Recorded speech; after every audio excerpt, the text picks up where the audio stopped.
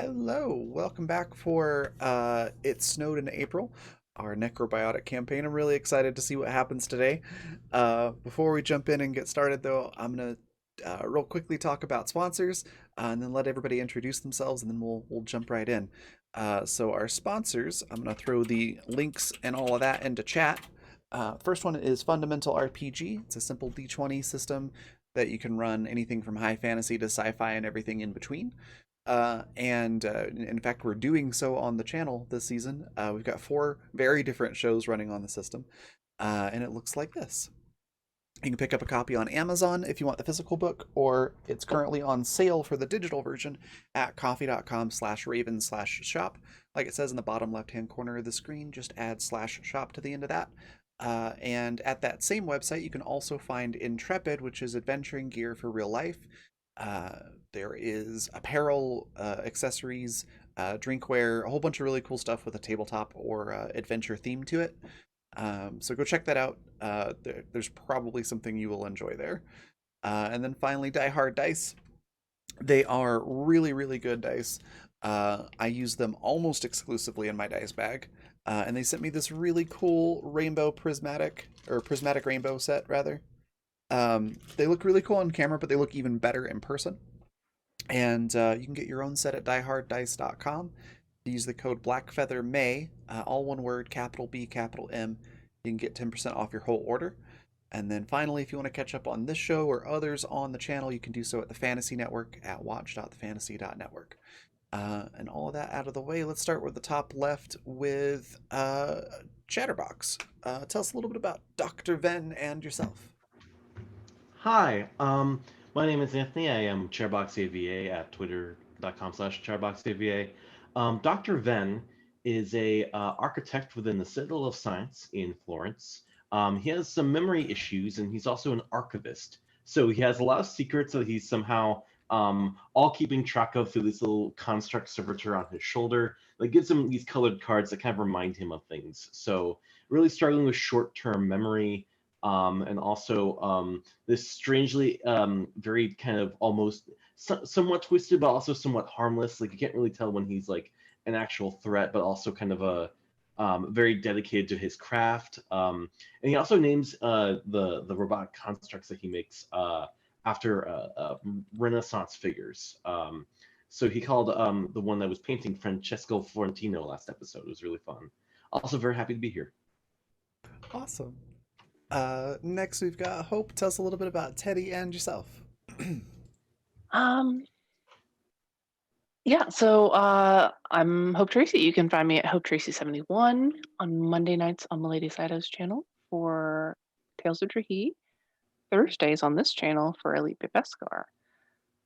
Teddy is a Technophant, which is basically sort of like a soldier type who wears a mechanized steam-powered suit and kind of patrols the outside the walls of Florence, I believe.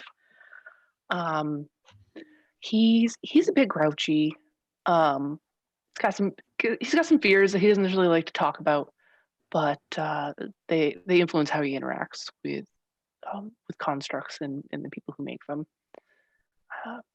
But he's essentially lovable once you get past that graphic exterior. Awesome.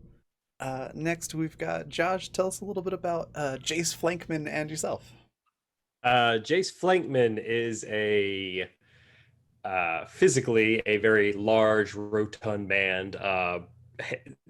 Picture from Spider-Verse Kingpin, like very large body, very relatively small head, but he has a more pleasant demeanor, and he, for the most part, comes across like a guy who just wants to genuinely learn and help people because he is a doctor and they live in a world where human life is absolutely precious. And so he fully dives into that type of he believes that he truly, that's his religion, is human life is precious because it's so rare. Me personally, my name's Josh, and Teenagers and Troublemakers is a podcast for me and my kids that we do. And if you're interested in Dungeons & Dragons 5th edition rule set for Mage Duels, I have a thing called Mage Duels on you can get for free at Mage DM Guild. That's it for Awesome. now. Looks like I'm next. I'm Raven. I'm the creative director for The Raven Evermore, which is my brand for all the various things that I do, most of which are tabletop related. My link tree is in chat, or if you can't see chat, it's linktr.ee/The Raven, like it says below my face. And then I play Sophie McDay, who's a I get tongue-tied on it every time. I have to actually be looking at it. Technosophist. So she kind of like just grabs random parts as often as she can and puts things together and works with a lot of old tech to make new things. She is not a social person at all. Really, generally, just doesn't like people. But she can, interact okay. But she misses a lot of social cues.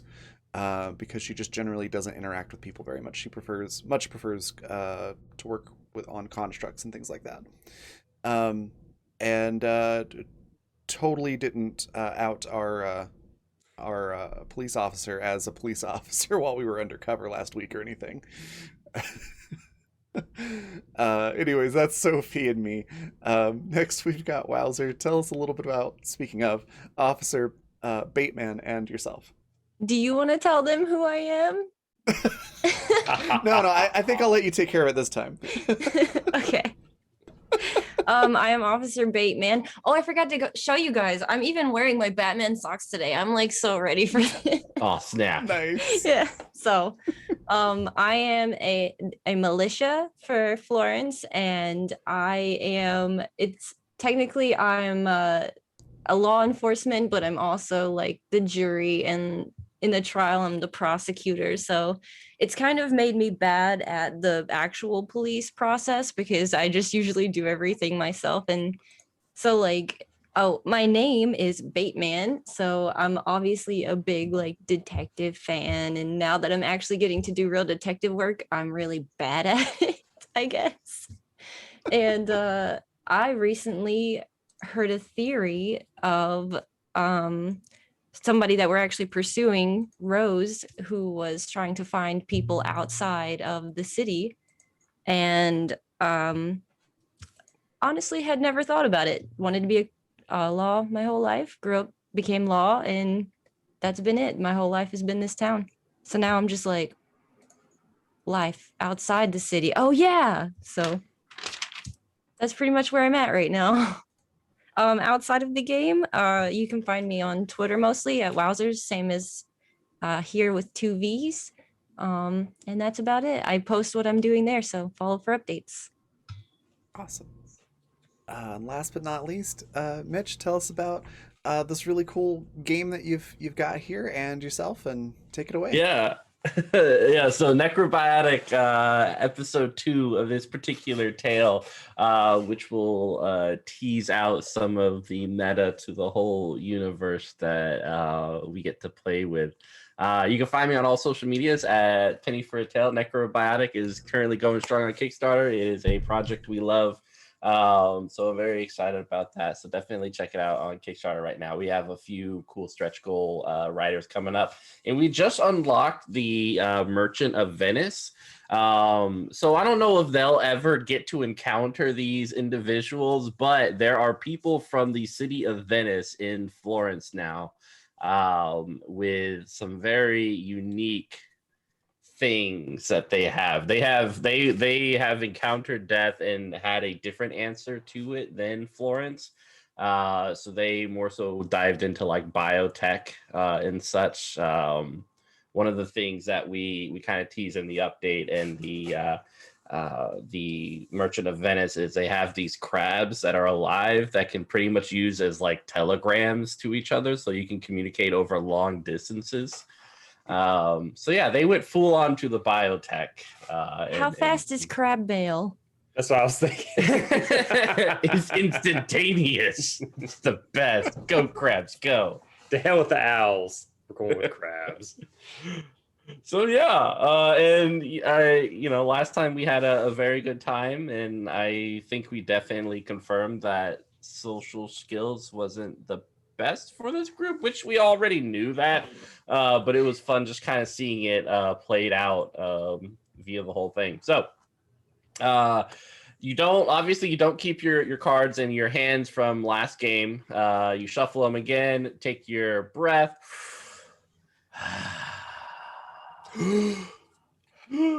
Yeah, you're not supposed to be breathing between games, so that's a very We important part of the play. Oh, I Does that did the make us first episode constructs? completely wrong. Yeah, oh man, the rules. Gotta follow the rules here. Is it 6 cards that we get? Yeah, 6 cards, unless you're specialer. There is an ability that lets you have 7 cards. But none of us are, so. No. I think we all took Streetwise, huh? I would like to note that because we were waiting several hours for that dancer to join us, after about Teddy's second drink, he did like push his chair back and fall asleep. So he- At the place? Oh yeah, just kicking back, just lowers his head to his chest, and whether he wanted to or not, he's asleep until you all start having a conversation with somebody he knows. I've done that. I've actually, my first trip to a strip club, I fell asleep out of boredom, and the music just kind of drowns out. It's like a waterfall, it just drowns out everything. Just kind of like, yeah. Well, this is one of his regular places anyway. This is where he that's goes. true. He For you, goes. it's the second He home. goes. He goes just to hear people.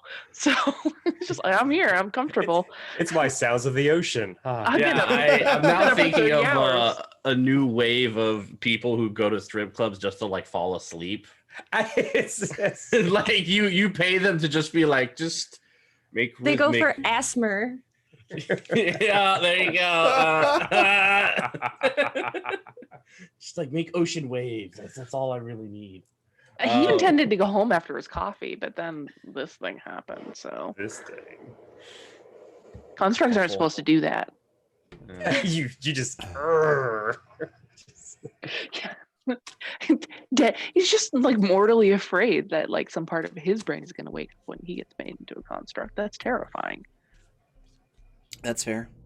You're screaming, and I have, what is it? I have no mouth, and I must scream. Yeah.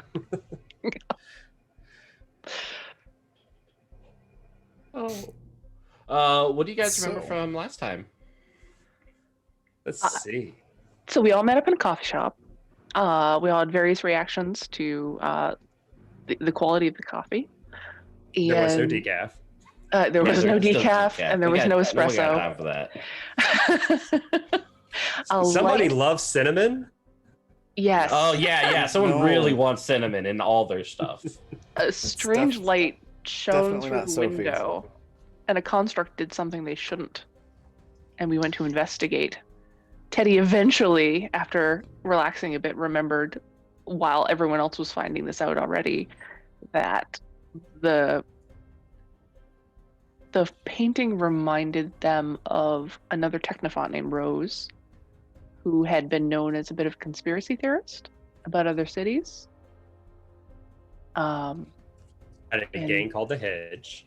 Yes. Yeah, because remember we're going with plant-related stuff for this. Great. No, I didn't This remember that adventure. bit. So Yeah, and her sister was Tulip. her parents said Tulip. Tulip. Yeah. Her sister? The person who we don't know that for sure, but they look so much alike. We assume they're twins or clones. Who knows? It's Yeah, canon don't listen now. to the G like that. Don't. Yeah. No. Yeah, maybe related. Who knows? Who knows? They were Bateman has twins? has been disturbed by the idea that there is conspiracy to be had, that maybe the Citadel is not placing us first in their concern. This is disturbing. That did happen. And it seems like Sophie's just kind of having a good time. Sophie's just happy to be here. Yeah, it's like There was a video game. Someone handed her a drink. Oh yeah, there was at the bar there was a original Michael Jackson thriller the video game, arcade. Yeah. With Thriller. some really 500 points. really cool old RAM or something. I can't remember what I said last week. It was. yeah. And Bateman, who when she was introducing Bateman's character, like You're actually a fantastic detective. You're the one that figured out half of the direction we're going. Other people It's told true. me. I know, but that how was your detecting job. works. Like that's what detectives do. Yeah. Yes. They don't Doing know the great. answers. They detect the they detect Cool. the answers. Cool. Glad to know I'm helping. Interview skills are essential to detective They work. absolutely are. Yeah. It's Mhm. true. Good.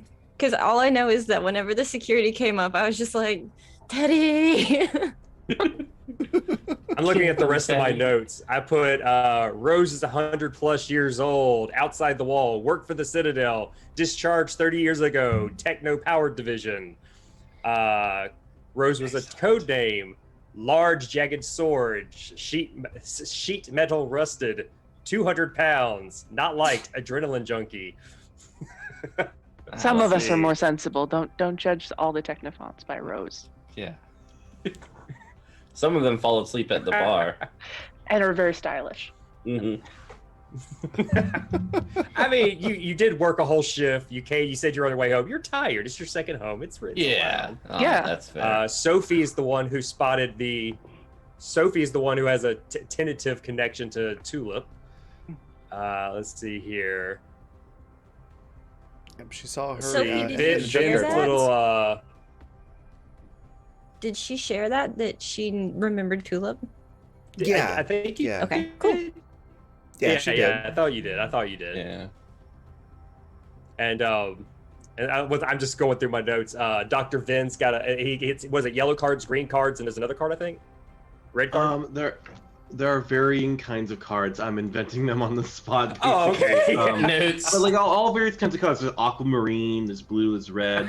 But like yeah, so any information a person would normally know, they're just stored on his cards, and he will just either like kind of roll with remembering them or like be actually surprised By the information.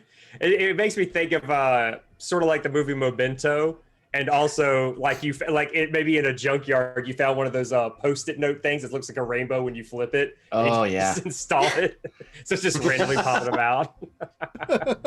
Magenta? That's not even a real color. Let's see. This can't be right. I think that's about where we are now. We Yeah. came to We're the about to- burlesque to find out clues, and We were about to be approached by the lead dancer after slipping her a note. we made a meeting. And people paid her for some reason to meet with us. If you want a performer's time, you pay for it. Exactly. Here It's fair. in Necrobiotic, we believe in paying everyone equal wages and such. You gotta minimum. You know, you gotta get that money, Yeah. especially for the creative arts. So you guys are in Oh, terms yeah. of meeting. Sorry, go ahead. No, I was just gonna say, and of course the surprisingly charismatic bartender who has a very deep understanding of the soul. Yes. Oh yeah. Yeah. Bartender was yeah. awesome. Yep. We never did get the bartender's name. Maybe we'll just leave it like that. Yeah. This is why I'm a bad detective. Vague You gotta get the name bartender, because there's no man. phone numbers. What's your name? Don't leave a paper Vague, trail. vague voice. Yeah.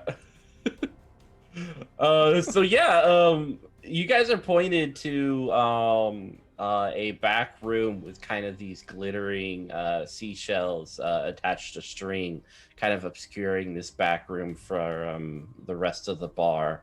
The dancer glides into it, and you hope it's a little, it doesn't look like a safe place to be. If that's something you're interested in, but that's where this person wants to meet. Do we need a tetanus shot? Is that what we're worried about? More so like there's no exits. Oh. Sophie would probably be like, "Oh no, it's fine. I get one of those like every week." Yeah. I wanna go back, but not alone for sure. Oh, we're all going. Okay, cool. Yeah. Teddy doesn't usually. Teddy's never been back here, but it's fine. Ever. I He doesn't. Teddy should This is- probably go first. Insight check. Oh wait, that's not this game. This is a place that Teddy goes just to hear noise. He's not here for that. Yeah. Teddy, So you seem to yeah, have Teddy the go first. best- He's the big yeah. burly guy. This is what he's for. This is his job, is being tough. Excellent. Right, so I'll Coming just past. hang out towards the back here with Roomba. I'll watch behind us, make sure nobody tries to burst in on the meeting. Good No, idea. I mean no one's going to, but sure. That's a good Because idea. I'm watching for them, that's why. Absolutely. Condescending pat on the shoulder. Don't get distracted by video games, please. Oh no, that was like 30 minutes ago. That's fine. I'm over it. You have Awesome. attention deficit disorder. You'll never go back to that again. Yeah. Oh, Sophie Yeah. definitely has ADHD. Yeah, you just noticed that someone was trying to play the Michael Jackson game but couldn't figure it out, and so now it's left, and Michael Jackson is currently like at the starting screen. So there's a free play right there occurring. Oh no. in his idle animation. Just over It's the Yeah. it's the beginning of the roller coaster ride from Moonwalker. Oh my god. Yeah, Sophie is irritated, but is staying there. She's focusing. Flankman is actually joining you and puts his hand on Sophie's shoulder and says, be strong. Be strong. Yeah, I'm trying. People are just oof. People are people. Good people. Yeah, I'll go and in right as- behind Teddy. Mhm. So I'll be second in line. I mean, I'm you trying could to look probably less like hide a in the cop. shadow. Huh? Just like messing my clothes up or something, mess my hair up. I'm not a cop. What? Who said cop? We already covered this. You're fine now. Vouch for you. Still not sure. Thought you were Yeah. streetwise. And for Sophie as well, it looks like someone ordered a drink, but hasn't picked it up from the bar yet, and so the bartender's just like, sometimes something free just comes your way. Is there a card I can play to get the DM to stop trying to bribe one of our characters?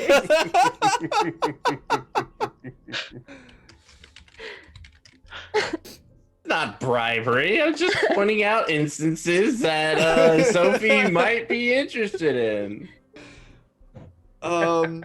Take it with you. I think I think Sophie might at that point look at Jace and be like, "You got this for like 30 seconds, right? You can keep an eye out." Yeah, sure. I'll keep an eye out. She just- Indulge yourself a bit. She just sends Roomba up to go collect the drink and bring it back. A little like, Yep. The little like mandible yeah. claw hand thing on its mouth just picks up the drink and it just crawls back. Yeah. I mean, there is a cup holder at the Michael Jackson arcade. Don't tempt me, Frodo. I don't know Well, if that's she'll be content with her drink for now.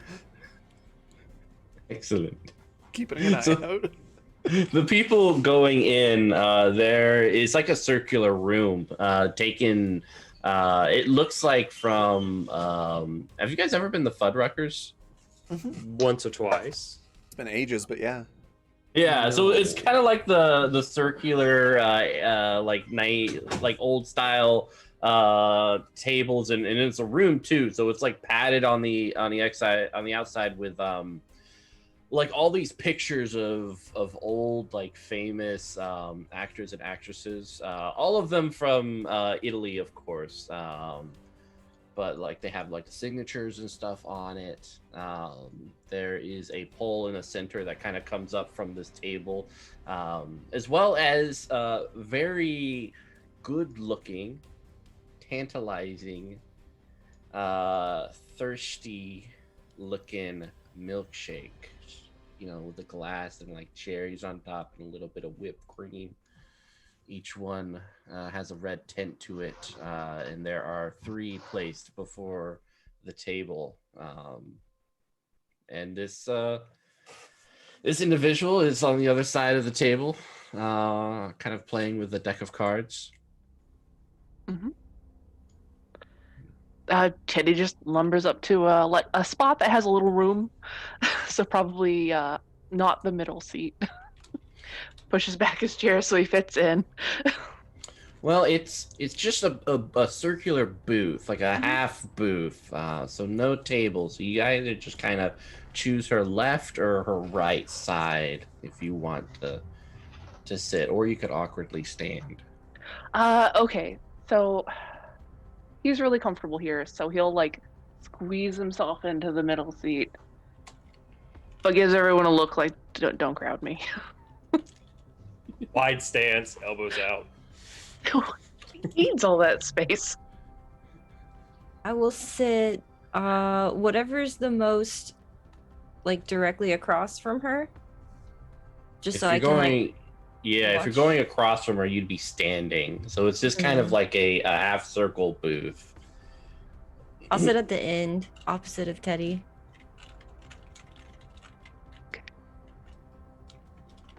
Teddy will have set his coffin down by the door. Yeah, that's fair. Yeah. It's in view. Yeah, and it's like putting down a refrigerator. It's just like. Sorry, I have the window open. The train's really loud. That's fine. Could you repeat yourself? I couldn't hear you. Oh, it just like the weight of it, like it's like putting down a refrigerator. It's kind of like a. Yeah, he was reluctant to move from his seat out there because he had to carry it all the way in here. Yeah. It's fine though. Dr. Van? What color am I on? What's going on? We're gonna go talk to the dancer. Do you want a milkshake? Yeah, and yeah. Would you like to Is- sit down with us, or do you want to stand somewhere? It's good for my back if I sit. This And he is pulls out this quite big thermos. This is quite embarrassing, but the milkshakes are for me. Okay. Sorry. Oh, I'm sorry. Is this You know gonna what? be a Millie have it Brown on. performance? Always? Because like, all right, if we're vomiting, that's fine, but Are milkshakes like a common thing here? Nah, very rare. Very, very, very rare. Yeah, pretty much anything that tastes good, you don't expect to see on a daily basis. Sugar? No, yeah. Yeah. Then takes out their thermos and kind of begins to drink from it, like actively wincing from whatever he put in there. Your suicide thermos or whatever it is. Oh, that's right. You were putting everything into Everything. the thermos. Yeah. Ugh. Everything he puts in. I you need at to the remind you very guys least have a that he- weird combination of coffee and Polish sidecar. By I the think end the of the lemon might have campaign, curled the milk. yeah, that thing will be able to power a vehicle. I was gonna say he's just not gonna remember what he put in there. Oh, that's right. So that's why he keeps filling things to the thermos. He doesn't know what he put in there in the first place, so he's just like, "Ooh, time to I can fill this up and have it for later." And then he's just sort of like, "Wait, what did I put in here again? Oh, whatever, just it's fine." Basically, it's almost like the idea behind a perpetual stew, except nothing's getting cooked and nothing's getting sanitized. Yeah, it's Yeah. just it's a very old diner's coffee cup, Oh my god. basically. So yeah, what do you guys say? Thank you for taking your time to speak with us. I'm sure it's very different that you get asked just to talk. Ah, no, many individuals seek to speak to me, but the clock is ticking. So, Well, have any of these individuals ever had any names like relating to any kind of flowers or plants? these individuals, could you be more specific? Um, Are you trying to find someone? Sort of. We're mostly just trying to. We saw someone, and we're mostly just trying to figure out who it is. Who Not did really you trying to see? find anyone. We believe her name is Rose. You want to see and know about Rose? Yes. We might have some questions for her. It's nothing serious. Well, I hope it is something serious. One does not usually um, search for Rose unless it is.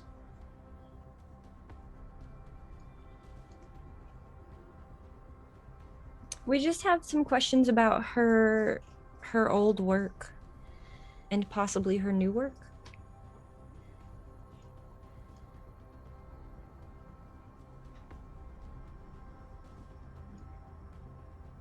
Can I use let me pull up my Can I go ahead and use She's like drinking the milkshake. Actually. let's see. Would it be interrogation? Mm-hmm. Okay. I want to just like I don't know how much money or anything we started out with. I would assume I do have money since I have a job, right? Yeah. Okay. So I would like to half bribe, half blackmail her with using interrogation, and I want to play. Oh, that's not my cards for the day. This is my cards for the day. I would either I can play a Joker and automatically do that, or I think my interrogation I'm trained in, so I could play Spades. two fours for 2 successes. Okay. One of them being a spade. All right. Okay, so I'll play the 2 cards. Yeah, And that would be most appropriate. I'll like look around and say like, oh, I see the type of people that are in here. And I don't believe that you don't know anything about Rose.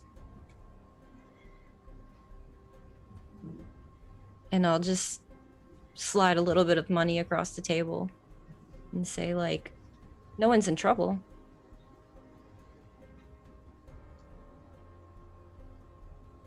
All right.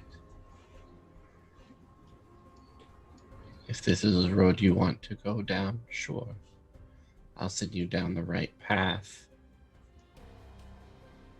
But wherever it leads, just remember, you don't know me. Of course. I would never admit to being in a place like this anyways. Is there something wrong with a place like this? It's just not my scene. Why? What is your scene? Staying out of trouble, mostly. All right. I mostly don't trust myself to stay out of trouble. Slippery slope, you know? It's sort of a...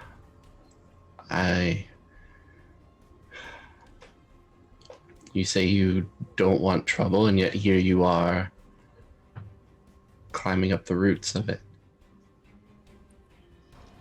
I don't believe there's going to be any trouble come from it. Just asking harmless questions. All right. I've been pretty good about keeping out of trouble, even in dangerous situations.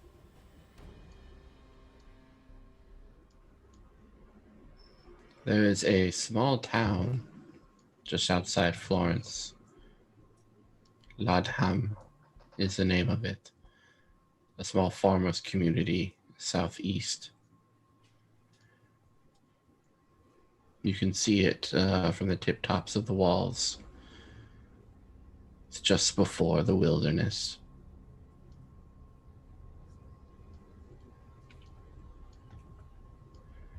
If you want to see Rose, you go there. Bring a flower, something unique. Unique. What was the name of town again? Ladham. How do you spell that, please? Ladham. All right, thank you.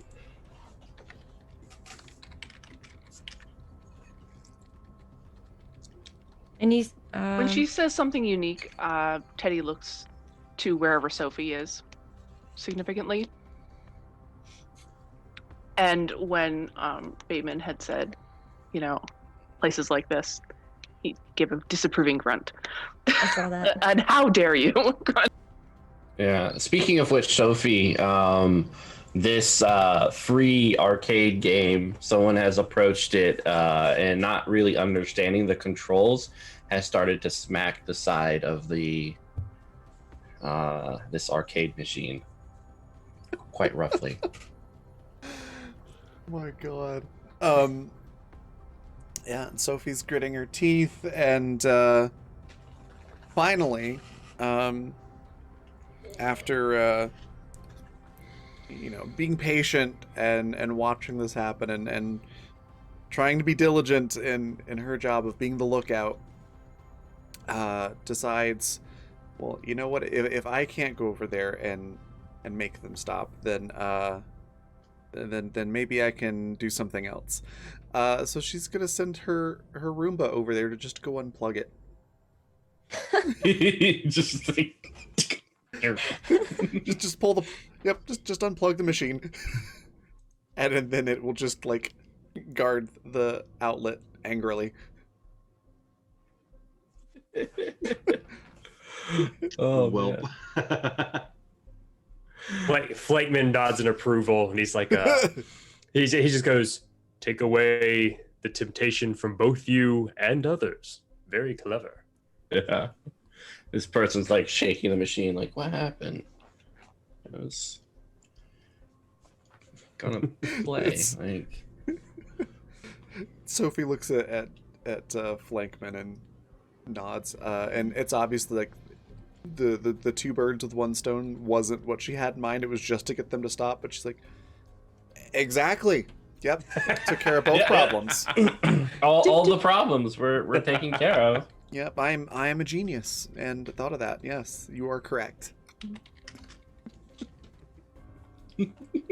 Flakeman doesn't notice that you're clearly just covering. He's just like, "Yep, I'm smart and you're smart. I figured it out. You figured it out." Exactly. We're both very very intelligent, very smart people. And congenial. Exactly. One might be slightly smarter than the other. Maybe, but we're both very smart. You are correct. We're both smart in fields that have nothing to do with figuring people out. That's so we both make. Dr. She's Van, nodding along.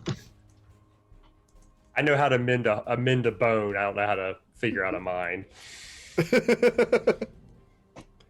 So it looks like things That's are going what very that's well what- outside. That's what tricks are for. Yeah. Inside, I am sweating like a pig in this room. Jesus. It is quite hot in here, and maybe that's why she has milkshakes. But Dr. Van offers his thermos. Oh no. I'll sniff it. Have a sip. I'll sniff. It's mystery flavor. Just No, thank you. It smells like it's like a what do you call they're not Jolly Ranchers, but they're like the little like Dum taffy. Dums. Oh, No, like little taffy, like they have the white mystery flavor. It Laffy smells Taffy. like the Oh, Airheads. Airheads. Yeah, it's like Airheads mystery flavor smell. It's just sort of like you don't know what it is, and you're very afraid of finding out. Yes, very. I was picturing if as soon as you open it and you get a whiff of it, you hear that sound effect of brrr, like the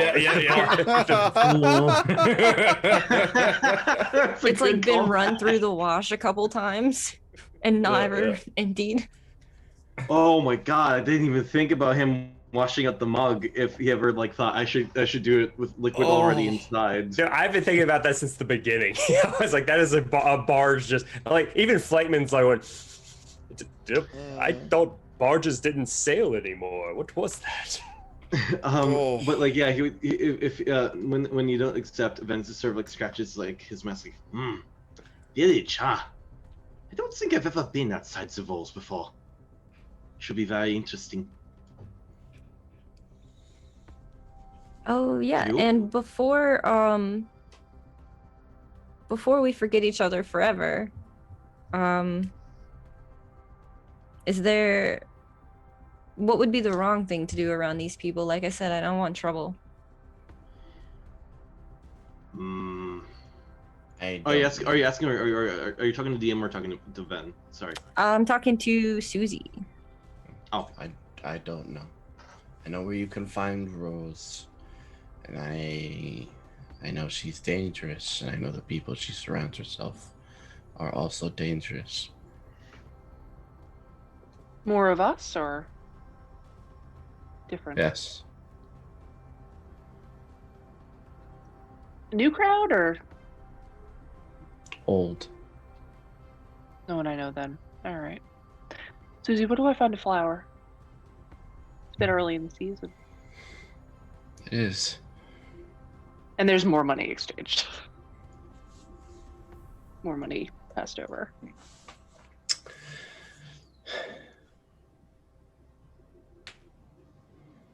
There are a group of individuals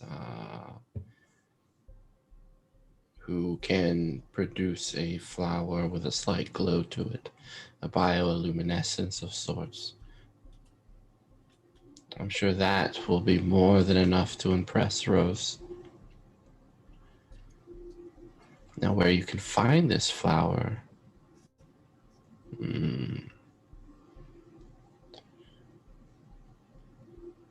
I have to poke around.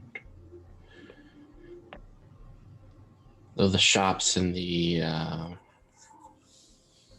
merchants in the center of the city should help. It's a good place to start. Might not be as difficult. He gives an appreciative nod. Any other questions? No, this has been very helpful. I appreciate your time. I don't know what she would usually like. I'll try to at least like put a little bit more than what I think she would make in this amount of time normally, and say it was nice not meeting you. It was the best time I've ever had not meeting someone. And I'll leave.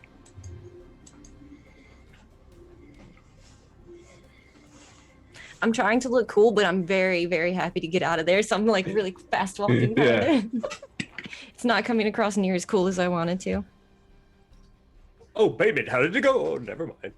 Yeah, Teddy waits for everyone else to leave and then squeezes himself out because it's undignified. Picks up his coffin and trudges out. Gosh darn, I gotta lift this coffin another place. Yeah. And when we all meet up, he's like, all right, we need to visit the market, but can we do it tomorrow? It is late. Yeah, I might enjoy a break to collect all my notes and figure out the best starting point for tomorrow. Because I'm assuming we spent all day at this. Yeah, and like this place opened up in the like late evening, so it's getting late. But we should start early. I hadn't really noticed. What time is it? About 1. Oh, okay. I mean, especially like I guess you could have a steampunk or a steam powered watch, but yeah, in terms of time, you can usually tell by just the way the sun moves through Florence. Late evening, you have the sun kind of like slowly encroaching and walking the path of the cobblestone steps. That makes sense, yeah. Yeah, Sophie's just like, yeah, is it late? I hadn't even noticed. Like, you get the distinct impression like she never really knows what time it is. She just goes until she falls asleep. We'll be in gloaming soon. And Teddy's probably been awake for like 24 hours. Yeah. Yeah. Oh, it's she approaching. worked- It's approaching 40 at this point because we spent a long time together yesterday.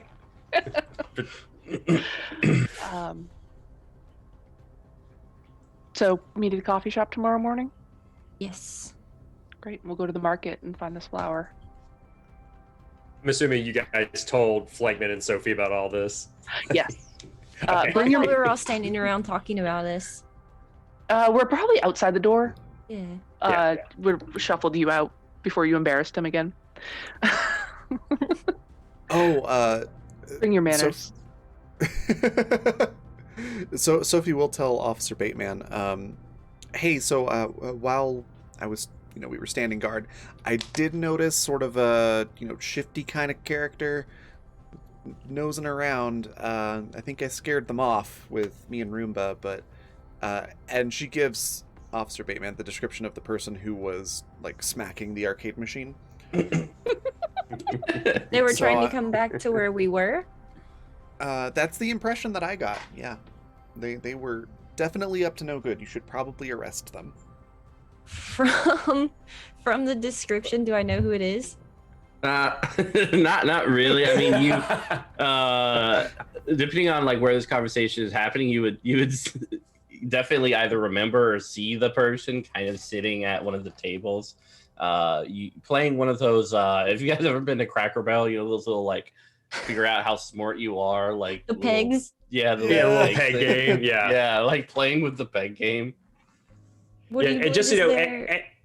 as Sophie is talking to Bateman, Flakeman's behind Sophie, doing the best he can to do a hand gesture of like however he can mime, indulge him or indulge her, or like, indulge Sophie. Let Sophie believe what Sophie wants to believe. Oh no. I don't even know how to do believe that it's with his my own crime? hands. I think just that. Like, that's the way. Yeah, like.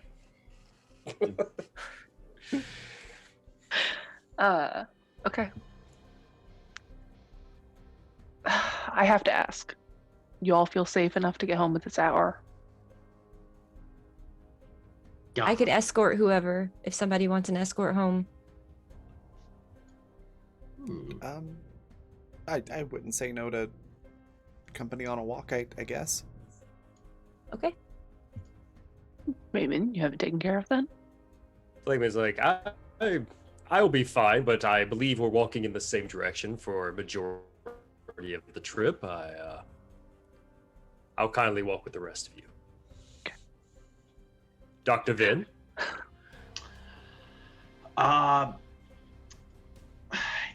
He looks at a card and he's like, "Oh, I forgot to ask about who made those wonderful constructs. Yeah, I mean, I'm good to go wherever.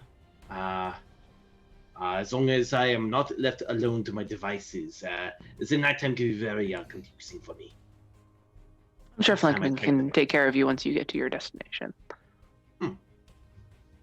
Great. Okay. Yeah, I would imagine Flakeman and Dr. Vin kind of live in essentially the same apartment building, more or less, since it's connected to the Science Citadel. Yep.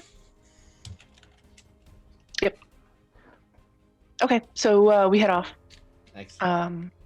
through the Wonderful little group. pre-gloaming. Yeah. Moving through the streets of Florence late at night. Is there frost? As there was snow yesterday? Yeah, there's a little bit of frost. And you have some light from the constructs walking the streets. There's the stretched out tan skin over their skeletal like features. There is like a bit of skeletal spinal column rising out of one of them with a lantern that dangles in front of it as it just kind of like was a little sweeping tool, like moves a little bit of the dust and snow. Teddy is watching their eyes closely for a suspicious gleam. He's Yeah. on this now, and he's not happy about it. Yeah. Like walking down the street late at night, most of the movement are from constructs. From this singular street, you have two on the Yeah. ground sweeping. He's They're just really worried about them being sentient beings again. yeah. Their skull-like face kind of following your movements as you walk, as they continue to perform their task. There's even one on the third floor of an apartment. You can kind of see it through the reflection of the moonlight through the glass, kind of cleaning the window as it looks down at you. Ven looks over. Why are you so afraid of them?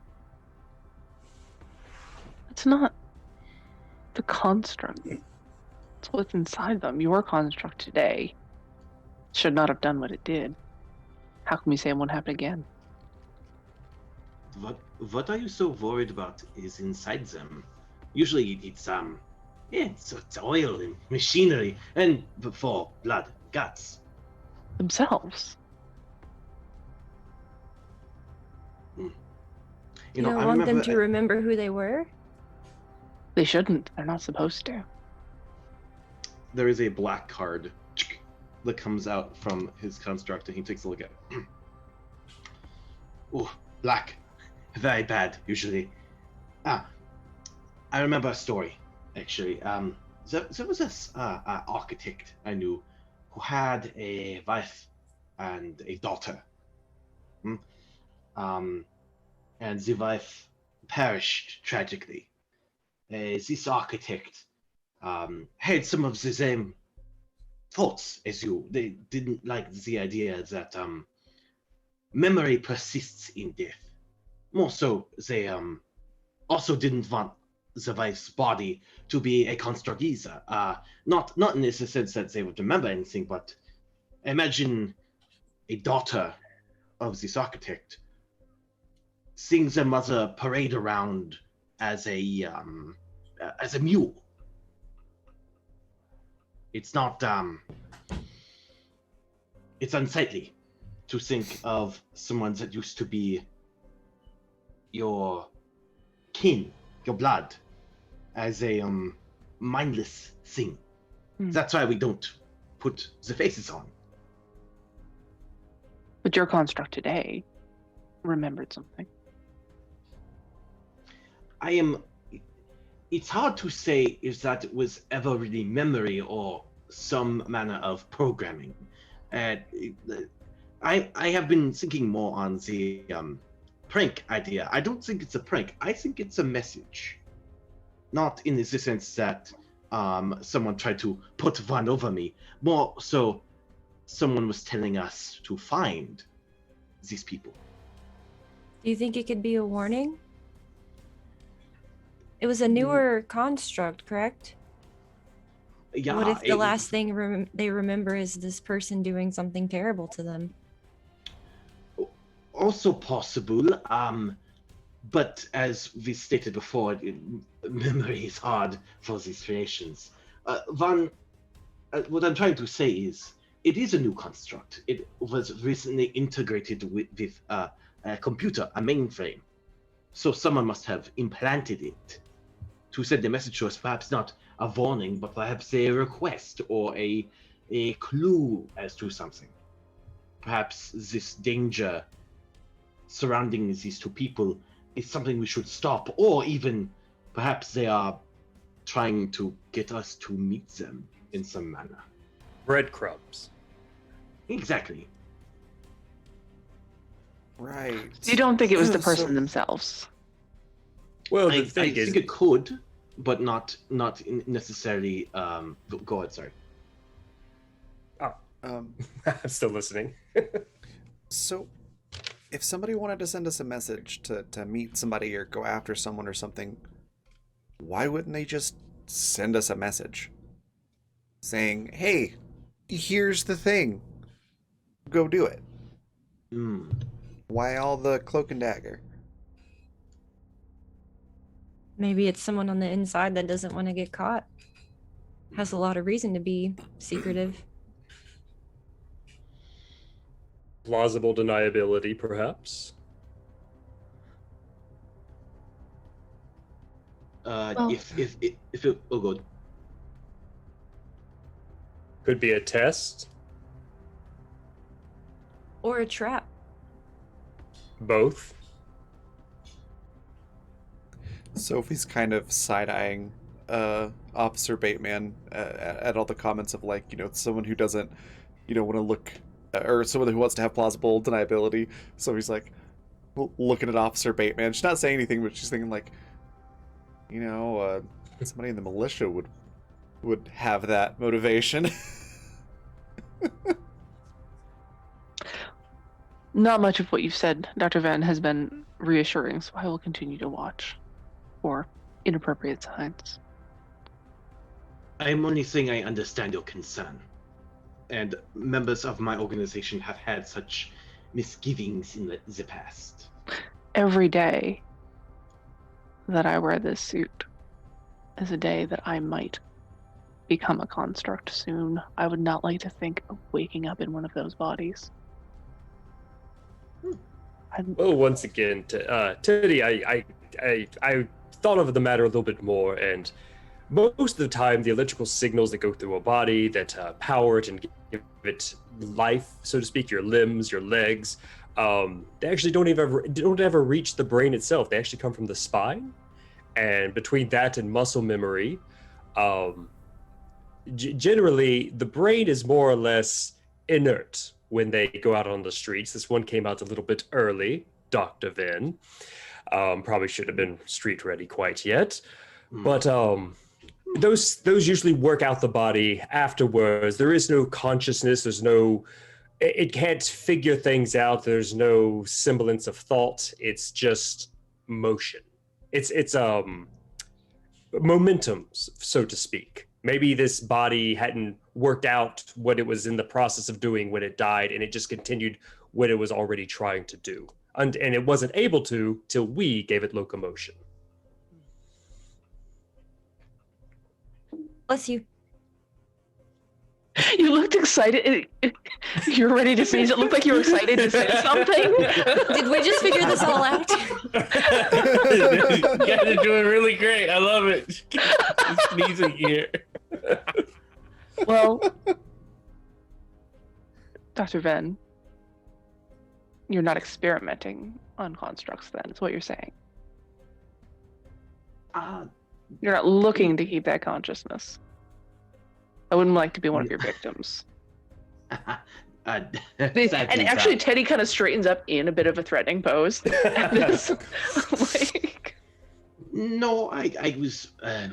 Francesco was a pet project. You want to improve the locomotion and calibration of its sensors.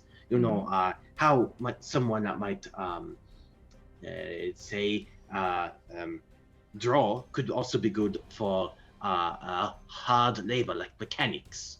You're putting your fingers in the right places, and you're using your fingers. It's all about the digits. Yeah, Francesco was supposed to be an understanding of sensor to motor relationships. Fine motor skills, yes. Yes, It's like the more delicate the task, the more valuable the construct is. Precisely. did you just call Teddy trash? It's like, oh no, we haven't. This is not a thing that Teddy says. He does not understand that. Oh, okay. His mind is not that. Real quick, Mitch, I do have a question. The path that because I imagine we're walking and talking, correct? Right, as a group, we're just kind of walking and talking and having a ball. Are we passing the coffee shop where that painting was originally? Yes. Okay, when we do that, I would like to see if the painting is still there, or if it's been changed in any sort of way, or if it's been covered up. Oh, I assumed. I think I have the painting. Yeah. Yeah. They took the pen. I Oh, took you it as guys took the evidence. original. Okay. For some reason, in my brain, I keep thinking it's on a wall as graffiti. I keep forgetting it's on a canvas. I'm sorry. I keep. Has it changed? The painting? That you had in your possession? Yeah. Nope, still the same. Now Sorry, we that know. was my mistake. The coffee shop is closed up. You can see the construct that brews the coffee just staring at you guys through the window.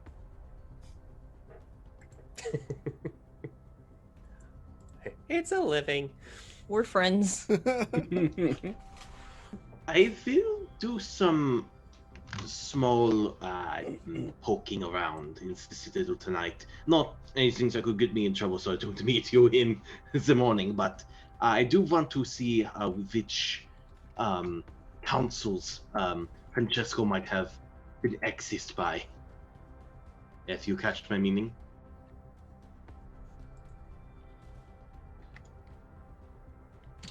Just be on time.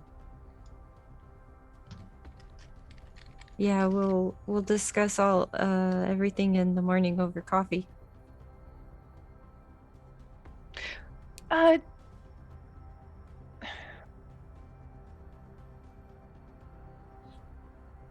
Since we're becoming acquainted, would you like decent coffee?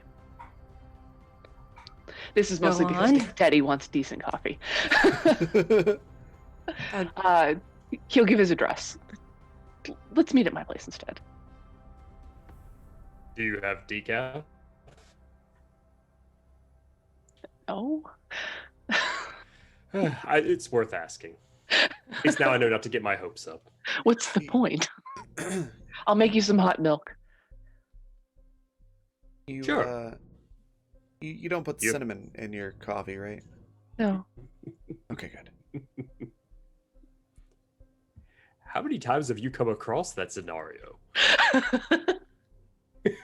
I personally like cinnamon in my I've- coffee, but I don't think Teddy I know. does. Oh, I know, feel but like most I'm people a- don't do it. Most people only do it upon request. Raven loves cinnamon in coffee, but Sophie is quote unquote deathly allergic, which reads as mildly allergic, and she's very dramatic about it. Okay. I can't like powdered stuff like tiramisu. I always like intake breath via my mouth when I'm about to ingest something, and so I'm like, oh god.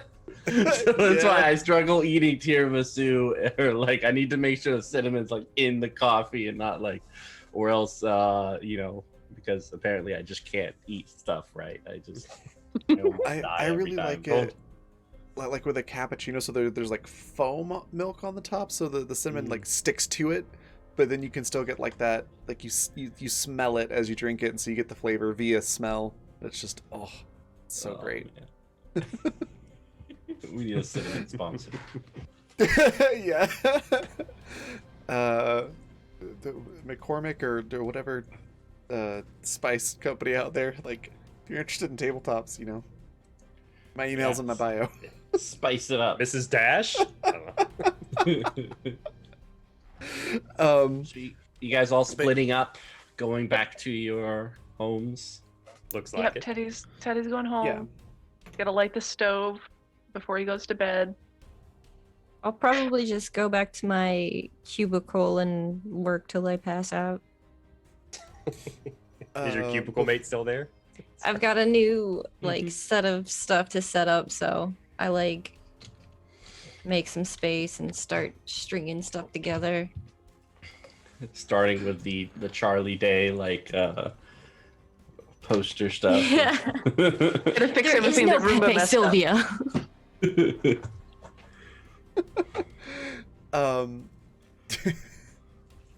Before Officer Bateman leaves, after escorting Sophie, Sophie will say, "Well, thank you very much, Officer Bateman, for the escort home. If that is your real name," and then walks inside without an explanation as to why that comment. Happy to help. There's like blinds open up for a second. And you just see two eyes staring at you, then close real quick. I'm gonna pretend I didn't see it.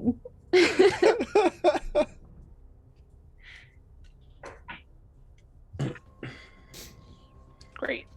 Yep. Okay. Well, That's it for Yeah. Sophie. So what does everyone's like home life look like? What does your place look like? Do you live alone? Is it empty? What are you thinking about before you close your eyes and fall asleep for the night with everything that's happened today? Oh, Sophie's apartment is definitely a single person apartment. She's not living with anybody. She doesn't like people. But it is. You ever seen like a really messy garage/workshop? It's like that, but it's the entire apartment, with the exception of the kitchen, which is actually like pristine. Teddy, So before she goes sorry. to bed, she like takes an arm and like just brushes 3 or 4 different projects off of the bed onto the floor, and then goes to sleep. because we have in this story that same sort of depopulation that goes into like stories of squatters. Teddy does live in a fairly nice townhouse on the river because there's nobody there to tell them that they can't. He lives with several roommates who are all technophants as well. They're rarely on the same assignment though, which is why he, though being a misanthrope, does actually go to the coffee shop and goes to the burlesque place. Since there's no electricity, they have a wood stove in the kitchen, which is rather central anyway. It is filled with, fairly nice antiques, but because they were already there. And there's like crates of pellets in various places and the sort of equipment that technophants would need to maintain their gear.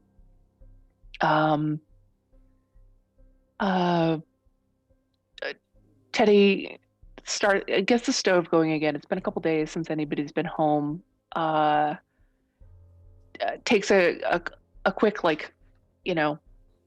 washcloth bath, puts away his sweat-soaked boiler suit, sets out a new one for the morning, picks out a scarf that he thinks will be appropriate for the market. So it's a little fancier than the one he was wearing. There's actually roses on it. It's roses on a grid.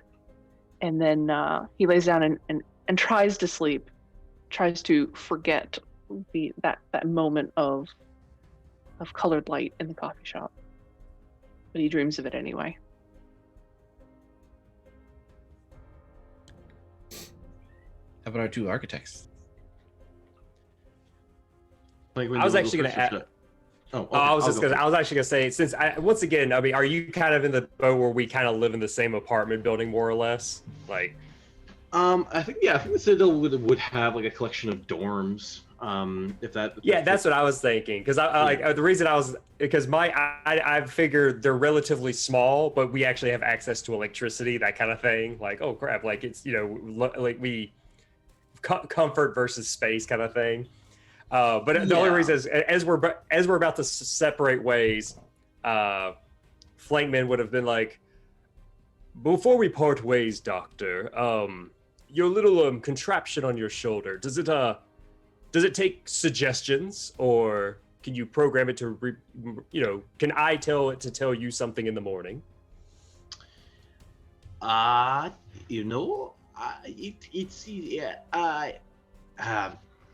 It basically sets a timer. Each card has a little time slot, and so ever so often it will just show me random cards based on that timer and will remind me of certain information.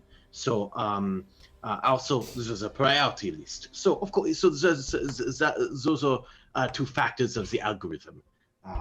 Here, let me show you. And like basically on the card, there's like a little flap that basically says like basically like each flap kind of activates a spring. Mm-hmm. and that will bring the card up if I set it to 3 flaps. Yeah. It will be 3 hours maybe, or it could be 3 days depending on like which side of the card. And there's also little notches for priority. So like if you put in a couple notches, that means it's kind of high priority. If it's like no notches, it'll kind of like, you know what I mean?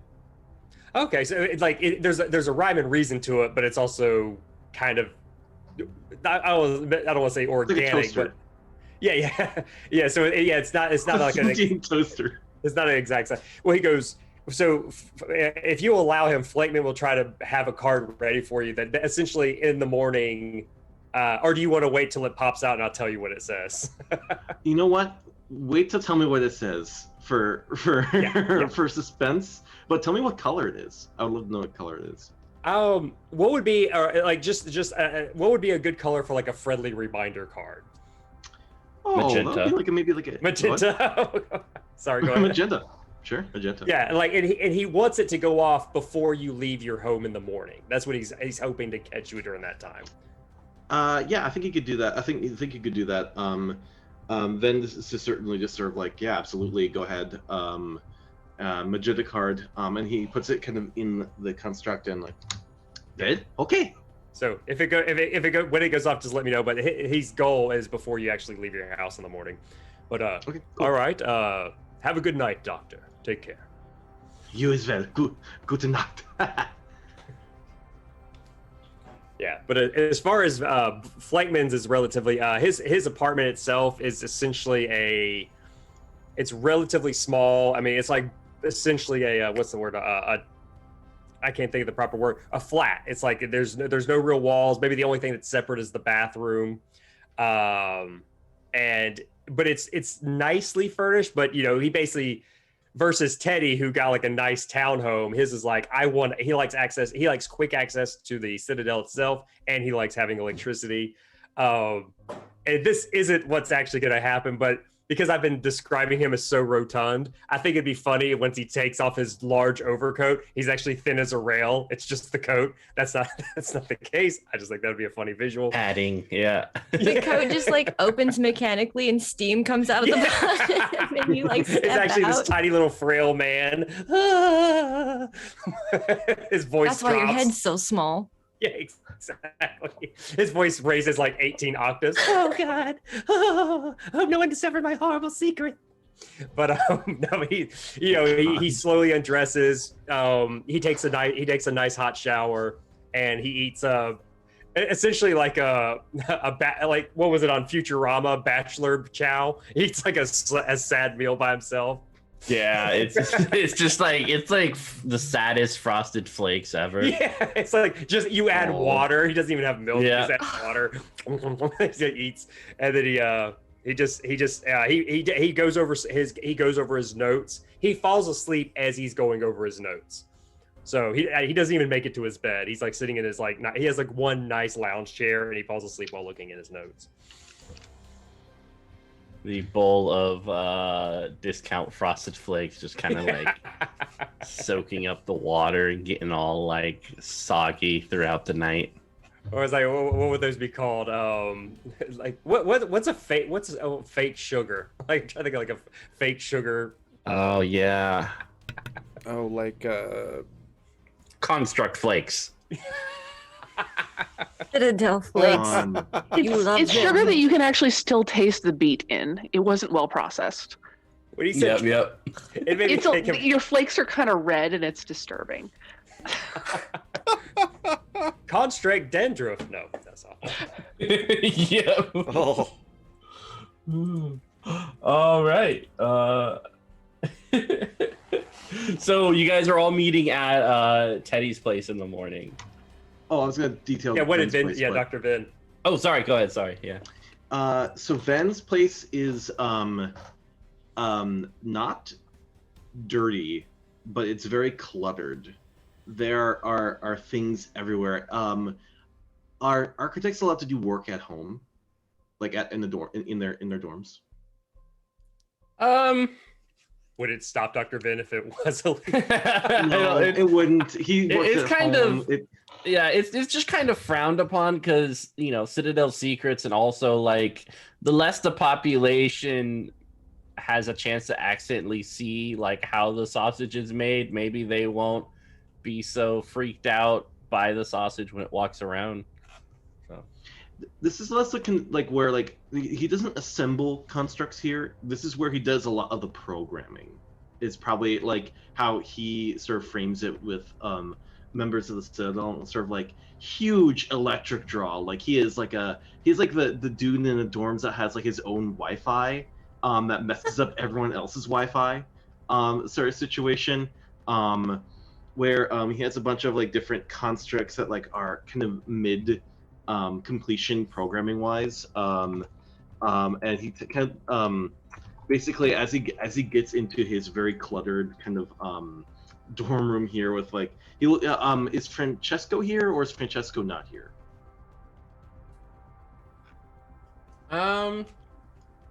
Like when he went back, did he was he able to go basically back to the dorm, or basically you know what I mean? yeah, I think the Citadel will probably still have it. Yeah. Like even if he didn't go directly to Citadel, I would imagine they would have seen a stray and picked him up and taken him back, kind of thing.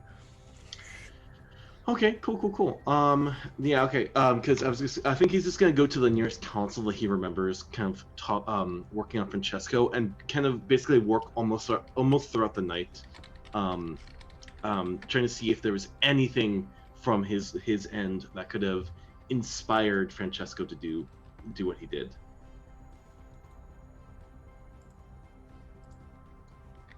Yeah, looking through everything,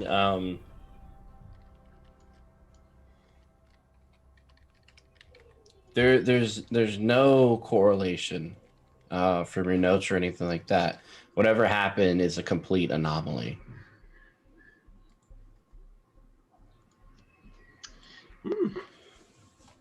It's not good. And I think he would just kind of like get like 2 hours nap, like a 2 hours sleep. You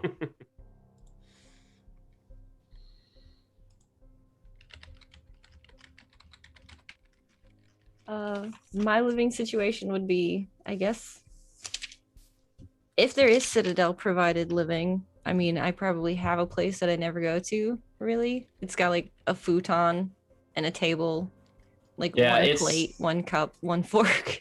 Yeah, it's kind of like in this society, because there aren't a lot of people, like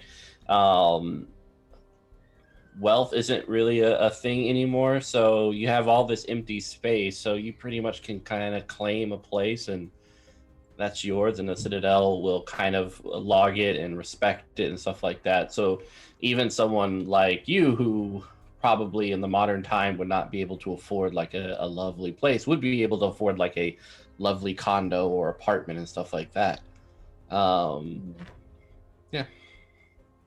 Of course, no electricity unless you're privileged, like your architect, who probably lives close enough to the Citadel to have a little bit of electricity from the power plant. Everyone else is it's lanterns and oil and such. Yeah, I probably wouldn't then. Just not ever required a lot of, physical stuff in my life. So, yeah, just like smallest place if they made me take one. If not, I'd probably just have like a futon somewhere in the office in like a drawer with all my toiletries in it. So I don't have to go home, do sink baths and stuff like that. Just pass out working. Yeah, your desk mate is still there, kind of crouched over a typewriter. Like...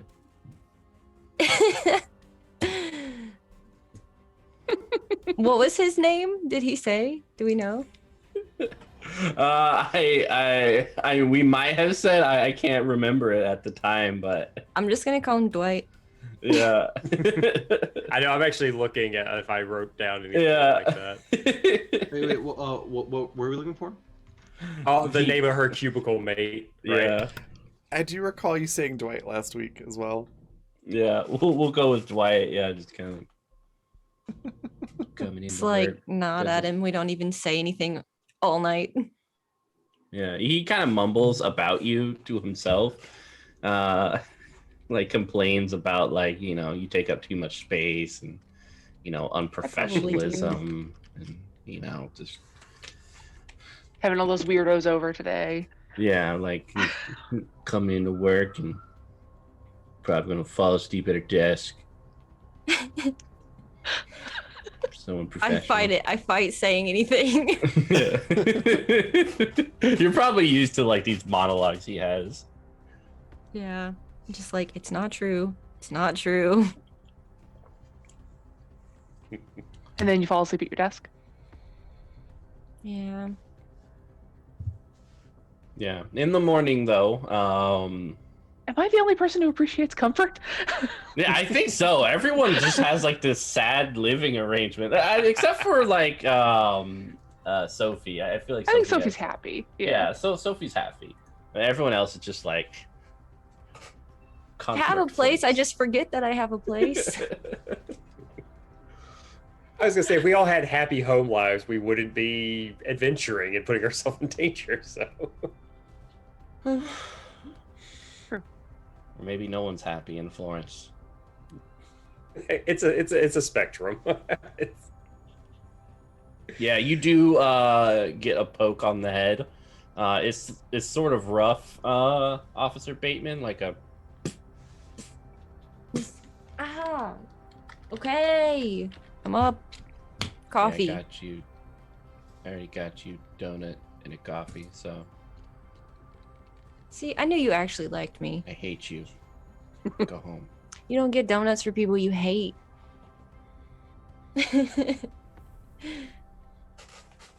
I'll eat like half of it just to be nice. Yeah, and it's like it's the plain donuts. They don't really have anything special here, but it's just a very plain donut with a little bit of sugar in it. Mm. Yummy. Cake is cake. Yeah. Cake. I like plain donuts. Me too. They're my favorite. So you guys all meeting at Teddy's? Yeah. Hopefully. I mean, They all stand you up. End of adventure. well, I mean, they can all go. They can all forget and go to the coffee shop. We gotta wait 3 days. Have a technofont with them, and they're not getting espresso. So. Not that they know that, because he doesn't say, "I'm going to make you nice coffee." He's just like, "Come to my place, I'll make you coffee." Oh, you did say, do you want some real coffee? That's true. That's Yeah. true. Yeah, Sophie's gonna show up on time. Mostly. Maybe a few Are we minutes doing late. our break before that, or are we gonna meet up and then take a break? Yes, good idea. Yeah, we'll take a break now. I was just so interested about what comes. You're like, ooh. I missed No, right? my seat.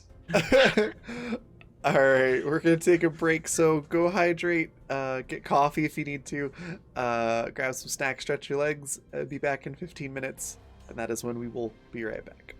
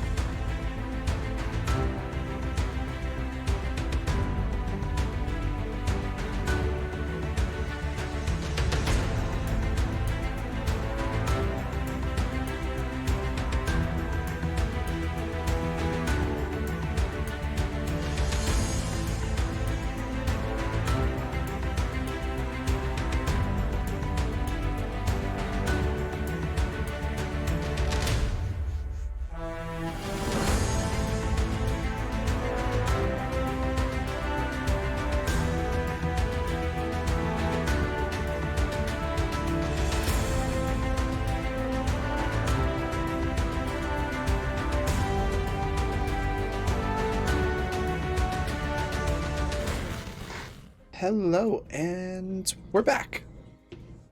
With a vengeance. Yeah. And good coffee. Yes, Mitch, I would like to backtrack and say that on the way home, Teddy slipped notes into the milk delivery and bakery mail slots, which I am assuming is how you place orders. Yeah. Okay. Because otherwise, there's no refrigeration. Yeah. And groceries have to be delivered at some point. Friendly Yeah. neighborhood milkman. Yeah. Probably a Ooh. construct, whatever. Oh, that's true Uber too. Yeah, milkman. never mind. Yeah, it's the milk individual is like a large ox with its parts removed, and so it's like this this kind of like insulating inside of it, so you just take the milk out and Mhm. Great. it moves forward and stuff. But yeah, like you go that. to the bakery and stuff like that, and there's like a dead hand sticking out of the door that you just kind of place the order to. It grabs it and kind of moves it and shifts it into, files it away for you. Great. Now I'm thinking of Yeah, it's just kind of like just a little dead thing attached to what the was it? door. What, why can't I think? Is it it or no? That's cousin it. I'm thinking of Yeah, Thing. I don't. Like- Did the hand have a name? No, it was Thing. It was called Thing. Thing. It was okay. It's like Thing. Where have you been?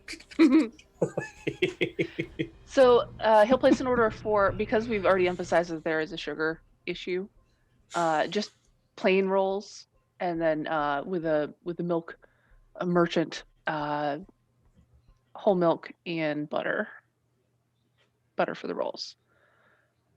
So those will be ready when everyone arrives.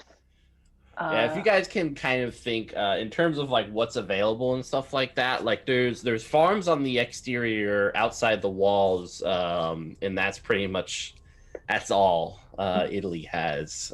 So a lot of things are just kind of in Plain. high demand. Yeah, it's just like it's efficiency, you know.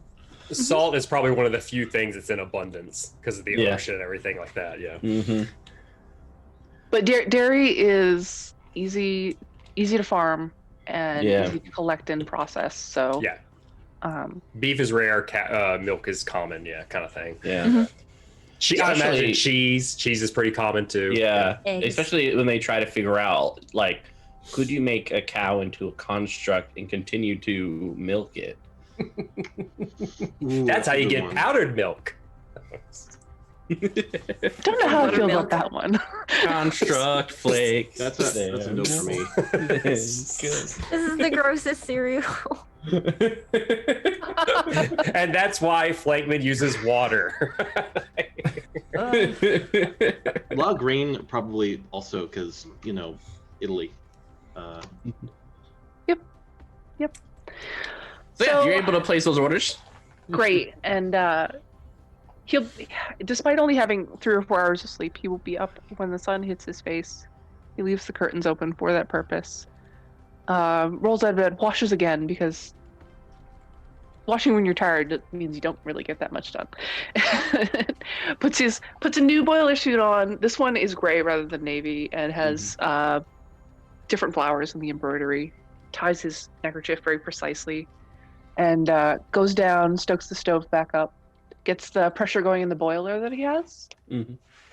so that he can in fact make espresso and steam milk.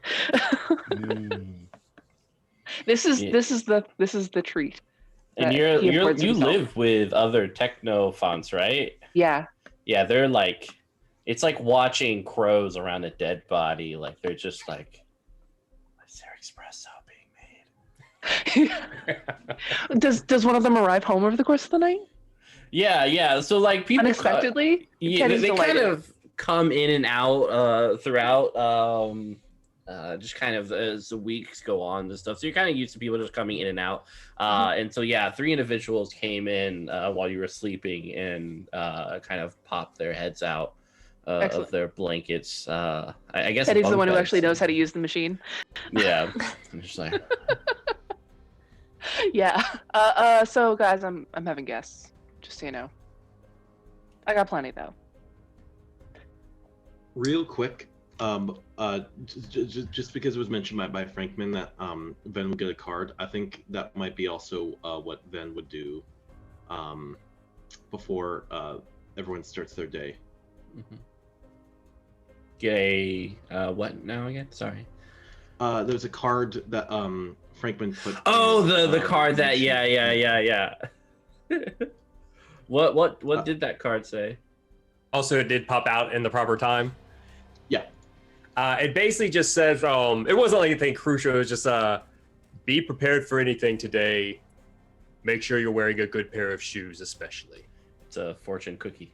Yeah, basically, really what it is his way of just saying, we're going to be doing a lot of walking. Wear some shoes that are comfortable, essentially. Take care of your feet, because without Wear those... flats. No more high heels for you. Yeah. That's very sweet and nice. Well, he does wear high heels. Well, They he do. heard it when you said that you've never been outside the walls before, so he's thinking like, you have a good Ooh. pair of hiking boots, that kind of thing. Is there Yeah. a device that he could be wearing? And I don't think it would have any actual mechanical benefit, but I think he would have kind of almost like a Doc Ock tentacle struts. Yeah, that you he would can- sometimes they- use. Yeah, they have steampunk varieties. You could also have a construct carry you. I was gonna say what? Ooh, Francesco, come here, my friend. and they are going to be carried by Francesco as they begin to do their walking.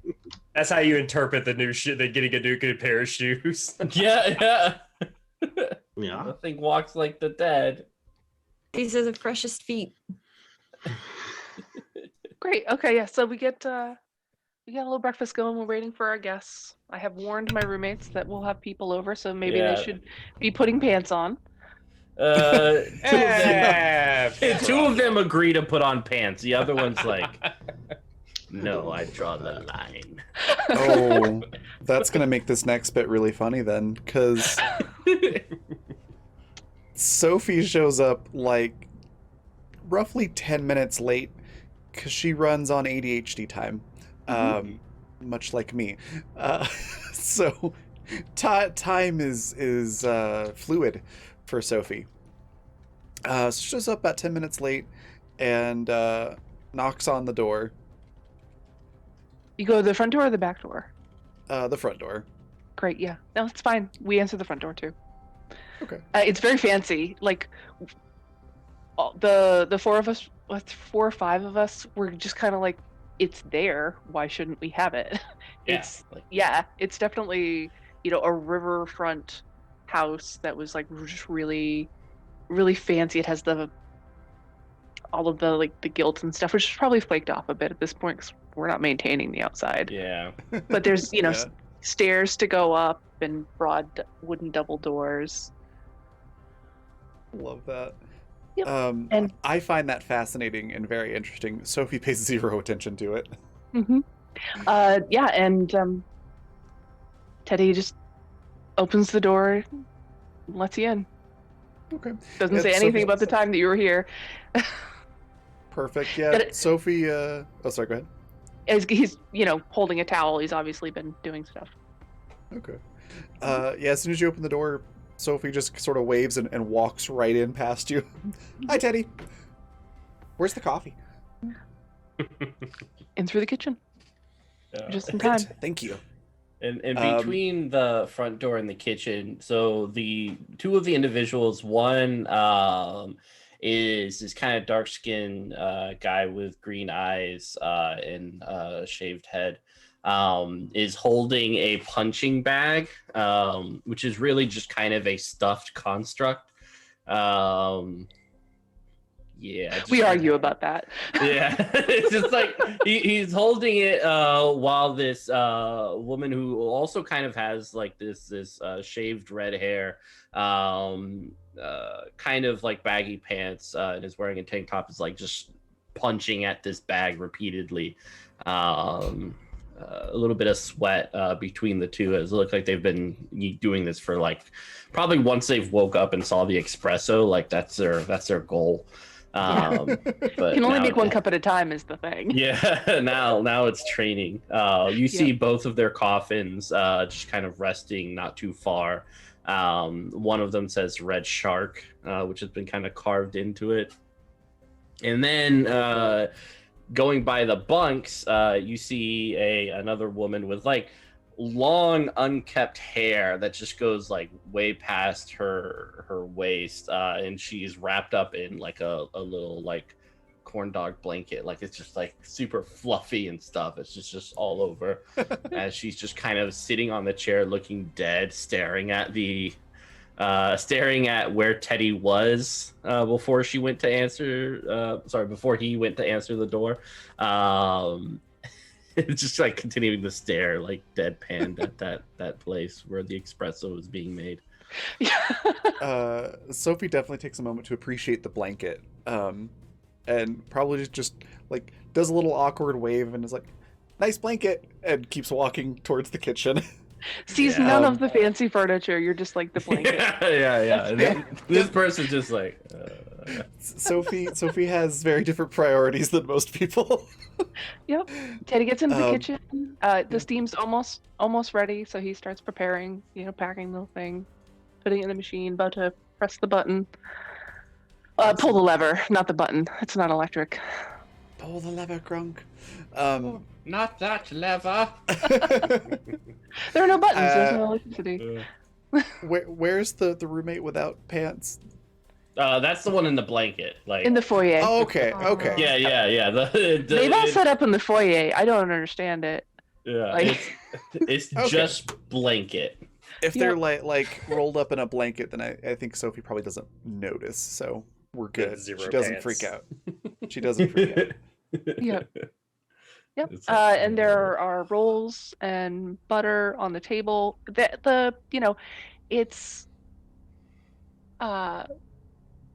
It's already like it is actually arranged nicely. So it's not like the butter's in little shapes, but it's nice butter.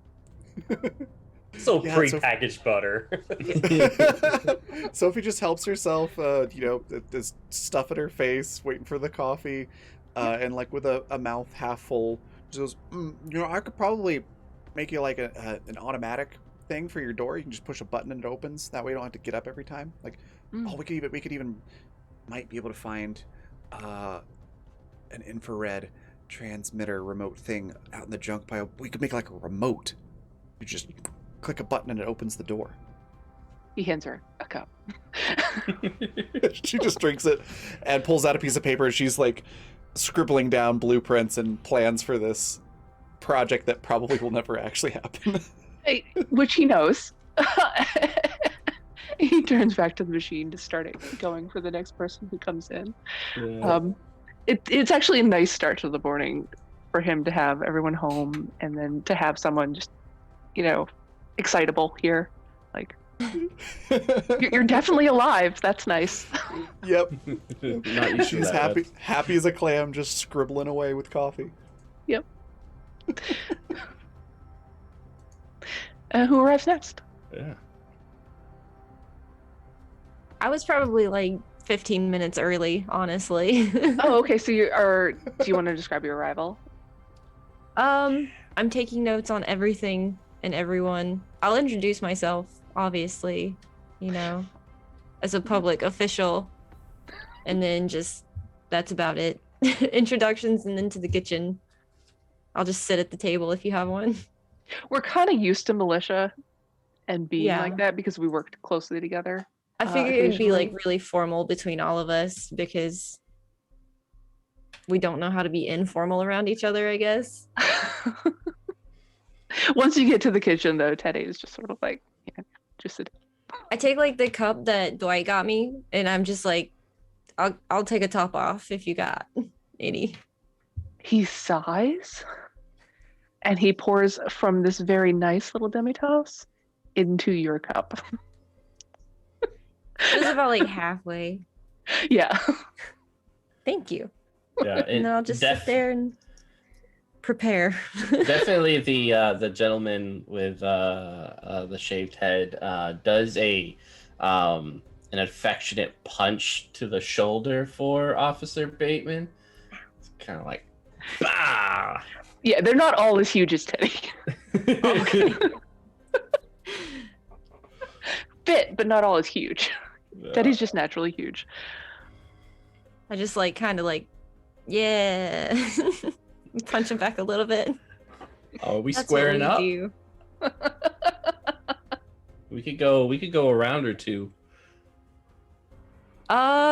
Rain check. Sounds fun. But busy day. Already just so busy. Oh yeah, it looks like it. Yeah. They kind of like he looks back at the woman who's punching the bag and like shakes it. It's obvious they're kind of like they're gonna start making fun of you as they hit the bags. I'll go punch the bag as hard as I can. All right. Be like, I don't want to hurt you. Give me steel combat. Oh, steel. Oh, I got a lot of those. Oh No, I snap! don't. Combat. Mm-hmm. I'm trained in that, so I'll There we play an ace and a 2 for 2 Ooh. successes. Yeah. Or All do I right. just need one? No, I mean the more you got, the more impressed they are. Going with 2. Yeah. So like one success, like you at least don't make a fool of yourself. With 2 successes, you're like, all right. They're like, there's a little oomph to it, and so they're like, Like I said, rain check. all right. I'm Emilio, by the way. Kind of like I'll shake that, his hand. Yeah. Hey, which one is Emilio? Emilio's a shaved head, dark skinned man. The other Green one, eyes. yeah, the other one introduces herself as Indigo. The shaved red hair. Mm-hmm. Okay. Indigo. Love it. Yeah, and they both do that thing where they like squeeze your hand. Well, 2. Yeah, like, They saw how hard I punched that. They know. yeah.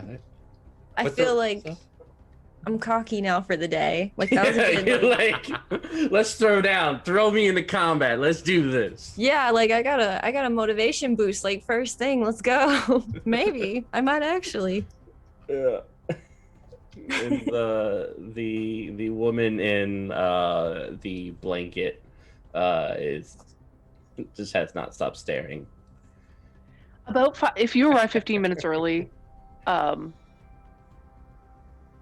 never mind, because she's still waiting when Sophie gets here for her coffee. So And I feel like even if you would have given her coffee, it would have been like drank and then like tossed to the oh side. yeah, the little demitasse is next to her.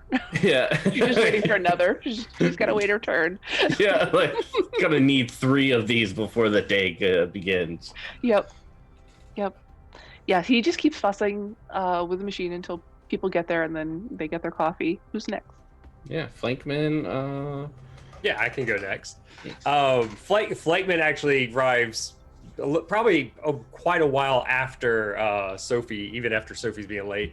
And there's a couple of things you notice about him is a little bit different. One, he seems both excited and also a little bit flustered, and he'll get to that in a second. But he's also he basically is, for lack of a better word, he's wearing lederhosen.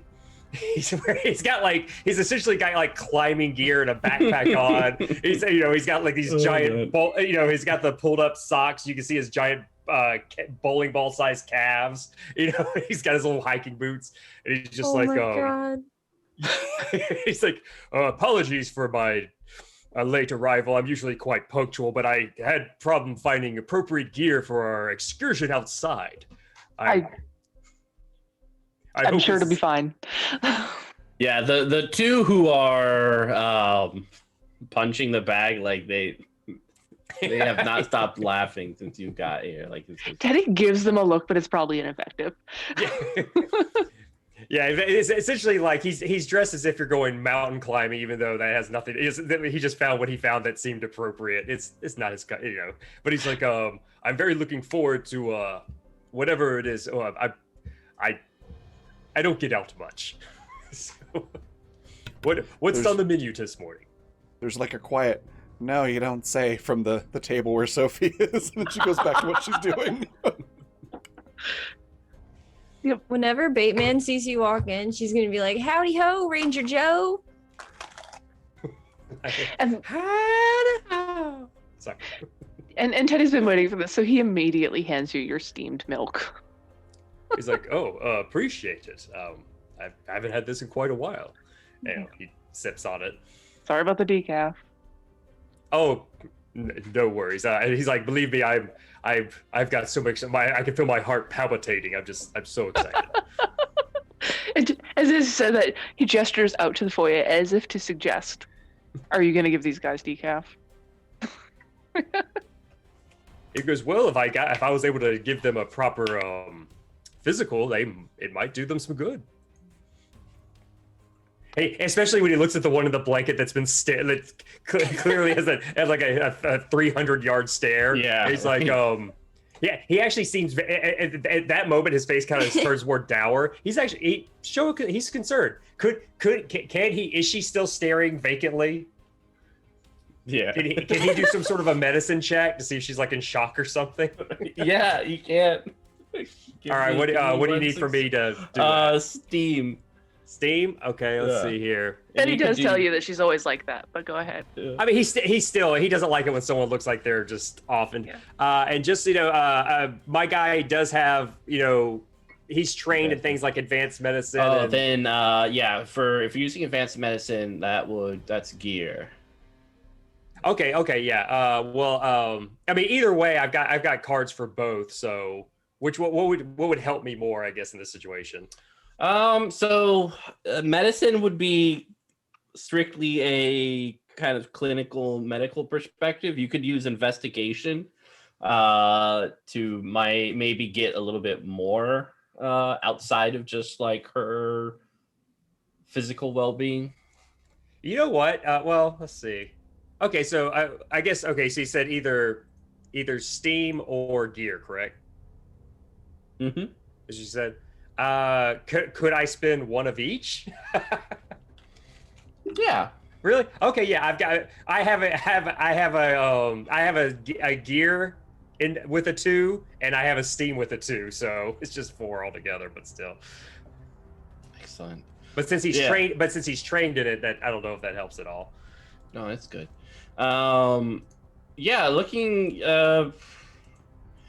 She looks like she's suffering from severe exhaustion, lack of sleep. It's kind of hard to tell anything shoulder down, really neck down, just because of the fluffiness of this marshmallow blanket, which wraps her whole being.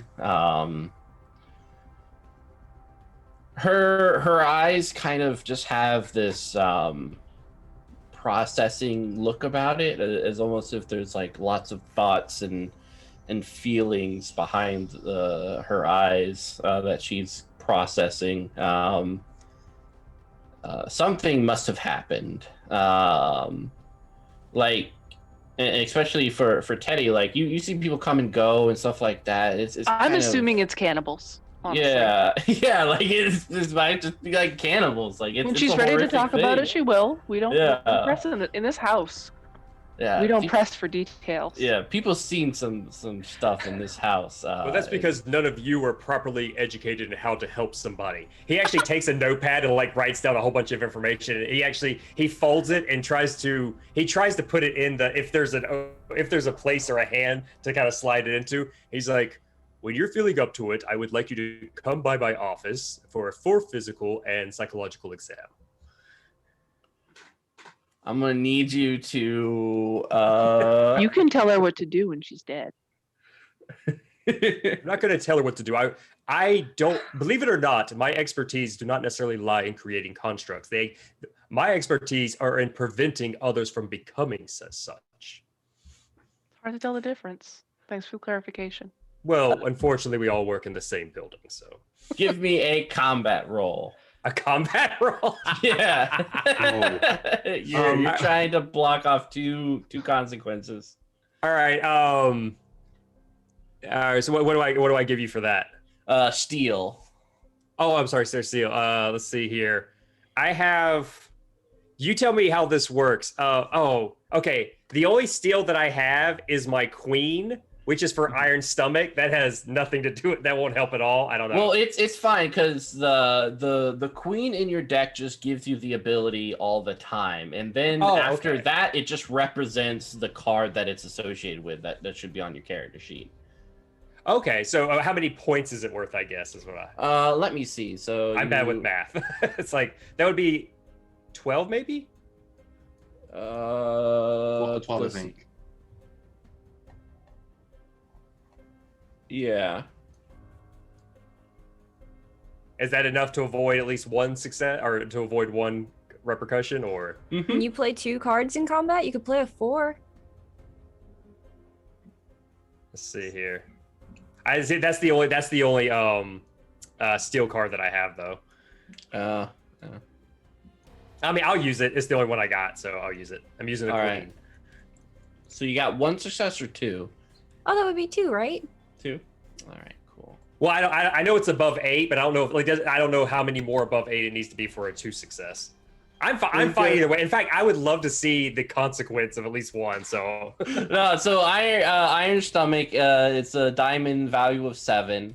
So that's 1 success. And then what other card are you playing?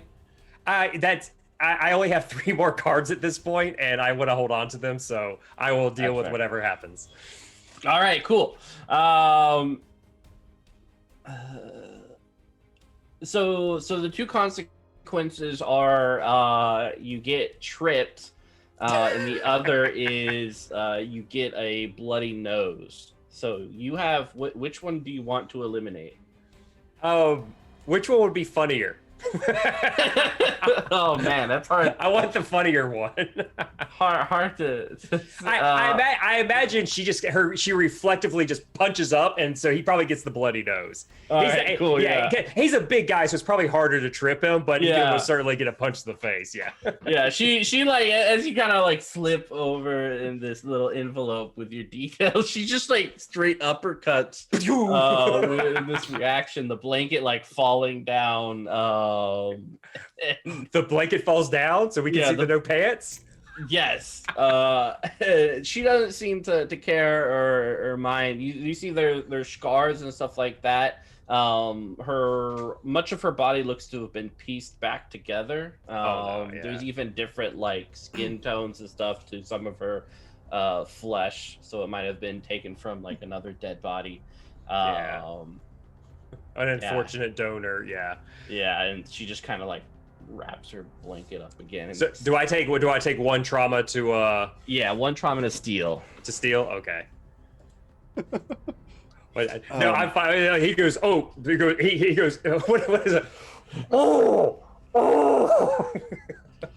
He's like, no, I'm not good at excuse me. He steps outside while holding it, like doing that thing where you pinch your nose and kind of hold it off. Like, the 2 at the punching bag are just like laughing, like. Flinkman would see Ven arrive, carried by Francesco. It's just sort of like, oh, Dr. Flinkman, I thank you for your message. I learned some very valuable things about travel. Oh, are you okay? I'm wearing a mask, and even I cannot understand what you're saying. He kind of like he tries to like stuff up his. He has like little tissue papers. And he's got to shove it up his nose, and he's like, tread lightly in there. And he actually. Okay. Are you actually wearing different shoes at all? Or are you wearing the exact same things you wore yesterday? I like to think Ven switches between high heels and spider legs, the struts. So like he's definitely not wearing new shoes. And he sees that you have Francisco again. He's like, you do you. He just he kind of walks off. He's trying to get his own space and his own air for the moment. Ven's is always consistently confused. Just shrugs and makes his way up. Guten Tag, friends. Oh yeah, sorry. After Flinkman stumbles out the door, Teddy will express concern toward his roommate who's wrapped up. Just sort of like, didn't mean anything by it. I'm sorry. and then move back to the kitchen if she doesn't respond. Yeah, she's just kind of staring at the espresso, like the lever that makes it all happen. Yeah, soon. Takes time. Towel over the shoulder. Dr. Ven, you coming in? Is Ven coming in? Yeah. Ven came in. He entered. Mhm. So Sophie would wave and be like, "Hi, Doc." Before that, with the exchange with Jace and the lady wrapped up in the blanket, Jace, yelling and moaning would probably be enough to pull Sophie's attention away from her blueprints. So she's probably gonna look up and go, "Oh, Doc, nobody wants to see you two doing that."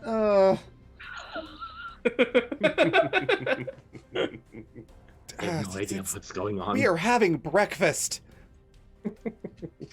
Think of the It's kids. just the shame being projected at Chase. He doesn't see any of that. He just skedaddled right out the door. Cool. His nose is literally in the air, so he's just like. He's good at treating other people, not so much himself. So he's. Oh yeah. It's awesome. Yeah, and then shortly after that, it's, "Hi, Doc." The blanket's back on, and Sophie's fine. So And she Dr. just- Vin has walked in. Yeah. Nothing Doc hasn't seen before. Teddy somehow looks relieved to see that Dr. Ven has taken some travel preparations. Like, he doesn't know what to do with what they've done, but good. Waves you into the This kitchen. is Francesco. I thought they might be helpful. Mm-hmm. How do you feel we're on about the having kitchen. this construct in your apartment? I've already accepted this. It's not great, but Teddy's hiding it. Ben does not notice. He just thinks like, "Ooh, I found the solution. We can bring Francesco along for reference and as a travel companion, as a travel device." Mm-hmm. Oh, I mean, Teddy's going to be keeping an eye on Francesca. But The constructs are unidentifiable, correct? Yeah. From who they previously were. Yeah, from who they were. They I mean, they're different. So, but yeah, they're from the person that they were. It's very hard to tell. Can I still suggest? I think we should try to disguise your construct just in case it was altered after. Good idea. You make a good point. Is the blanket still on the person? Yep. Don't take that person's blame. oh, if you move toward my roommate who is already importuned, One no. more punch. Teddy will stand in between any other guests coming toward his roommate again. It's like- You all got one chance. There's like "Don't pet the lion" sign. Like, Oh, Yeah, it's nearly 7 feet tall and about 300 pounds. That's what the sign is. Can Dr. Ben just like take out like a little bit of it, like a toupee or something, or like make a fake mustache? you doing what now? He wants to give him like a Do Groucho Marx. constructs mustache. normally wear fake mustaches? Oh now? yeah, you can put a mustache on your construct. Glasses, big fake nose. Yeah, it's very weird, but sure.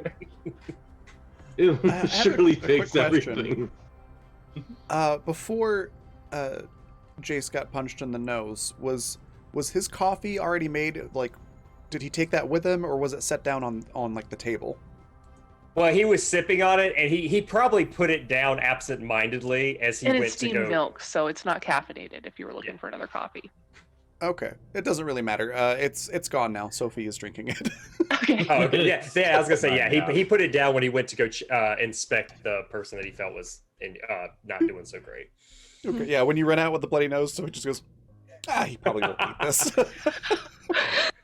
Waste not. It want just not. grabs it. Yep. Yep.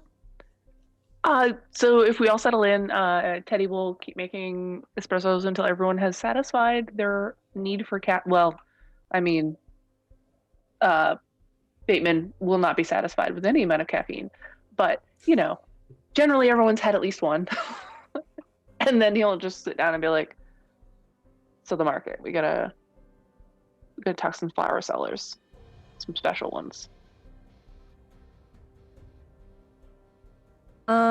I'd like to also say for reference, I'm not wearing most of my militia gear. I'm just in like the slacks with the suspenders, a white button-up shirt, no badge, but I have my badge like in my pocket.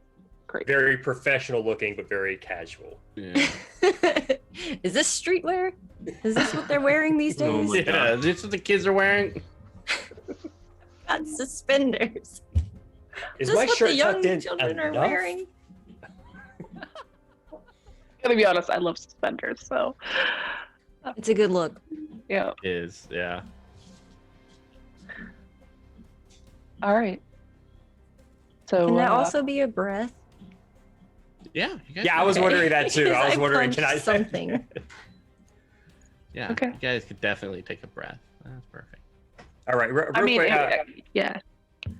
How, do we get all our cards back with the breath again? Correct. Yeah, up to 6. So you can I mean, discard well, one. yeah. Yeah. You discard one, and then you can discard one. You don't have to. Okay. Wonderful. That's fantastic. Both breaths have helped me greatly. Yep. Because I had a lot of aces and twos. Mhm. You know what? Yeah, I think I'm good. I'm still good with where I am. I don't really want to shuffle. Or, Yeah. take another breath. So I'm just kind of like. Now, just so you know, I don't need to do it. I'm not too worried about it right now. But what do you do? What do you do exactly to try to get rid of trauma again? I can't recall. So you either can it takes a few days, or you can have someone like an architect use advanced medicine. I actually have in my inventory something that would get rid of it immediately, but I don't want to utilize that just yet. But I didn't know if those. So basically, rest is the best medicine kind of thing. Yeah. Okay. I mean, we're just Hopefully- going shopping and then going to talk to someone incredibly dangerous. It's fine. Exactly. Yeah, like it's Flameman doesn't know. Flameman doesn't quite understand all that. So. Then again, you were coming to Teddy's house without the expectation that it would be full of dangerous people. So Yeah, he's smart, but he's not that kind of smart. So yeah.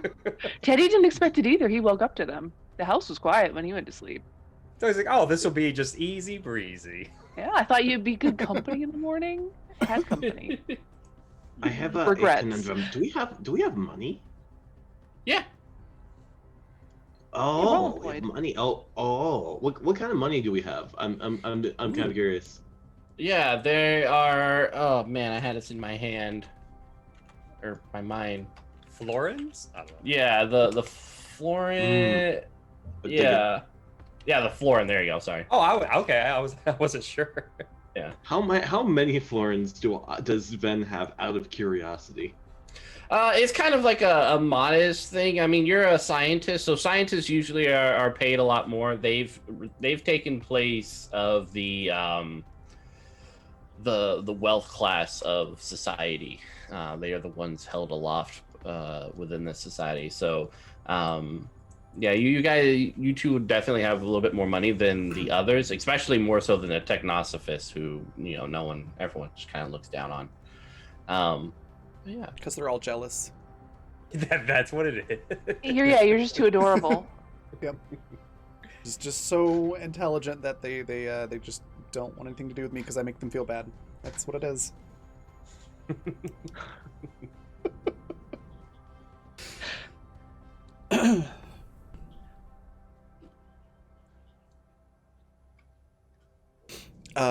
So speaking of, Sophie's running around picking up the market, just picking up armfuls of things. Once we get there?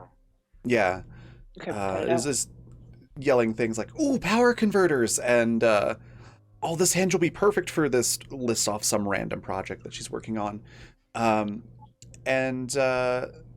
then kind of walks over to I'm gonna roll for it.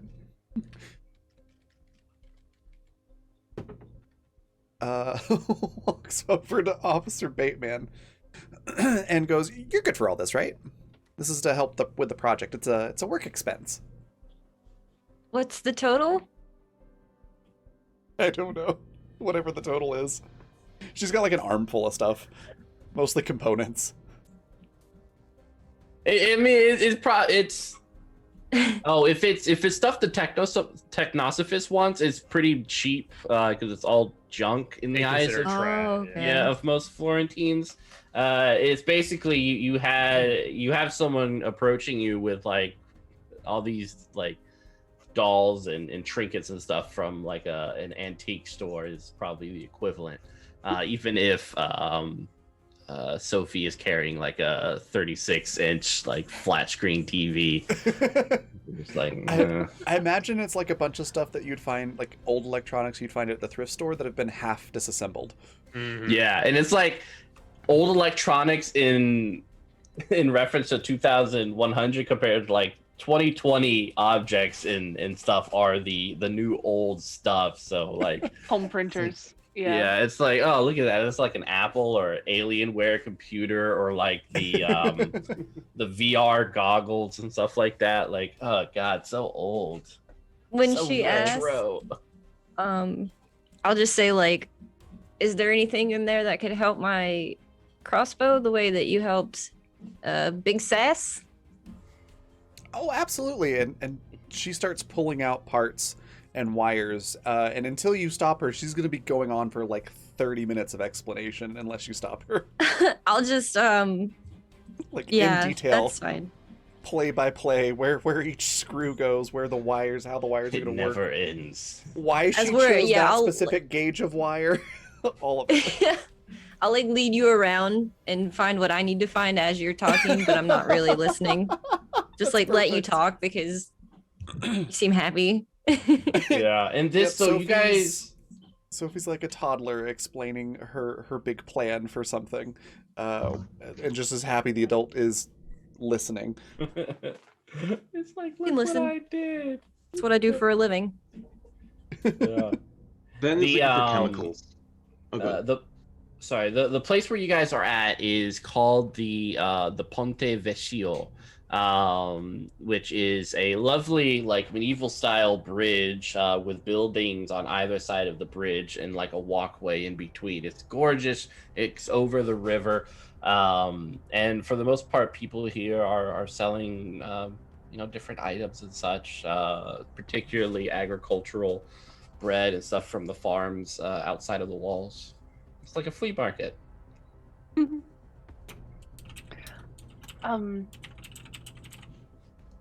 Yeah, so Teddy's like a very direct person, and he is going to be trying to urge the party over toward the agricultural products and the florists. You're like, guys, Unsuccessfully. we're supposed to be doing stuff here.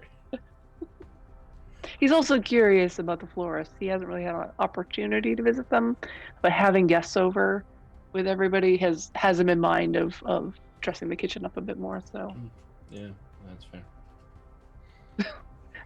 now he has two purposes for visiting the florist. One of which he can't indulge today because we're busy. I was gonna say, and just if this comes up, Flankman is actively looking for either something he can utilize, basically stuff to help kind of put together a proper kit for healing people since they're gonna be traveling, like a emergency kit sort of deal. Or either that's pre-made, already done, or something he can cobble together from bits and pieces he's finding around. Yeah, you can kind of like cloth and stuff from Like some antibiotics, or medicine. like alcohol, wine, stuff like that. Yeah, anything he can kind of come across, or if he can come across, because he does have things like in his inventory right now. He does have like was it the Totiponent stem matrix and energizing tonic. If he just happens to come across something amazing like that, he'll of course love to pick that up too. Excellent. The fortunate thing about Teddy being nearly 7 feet tall is that with his coffin on his shoulder, he doesn't need to clear the same space It's like- that a more average height technophont would have to. oh, it's legit. And so for looking around and everything, you guys do see the florist kind of midway on the bridge. It's a building behind them with a stall set up right in front of this building. All these little plants, most of them are kind of like floral with these very vibrant colors, sunflowers and tulips and such like that. Some roses. But yeah, and as you guys approach Flankman, you do see on the side there is a architect. You notice like the leather apron and stuff like that. Kind of fiddling with a satchel. He sees you and kind of beckons you like, I got what you need.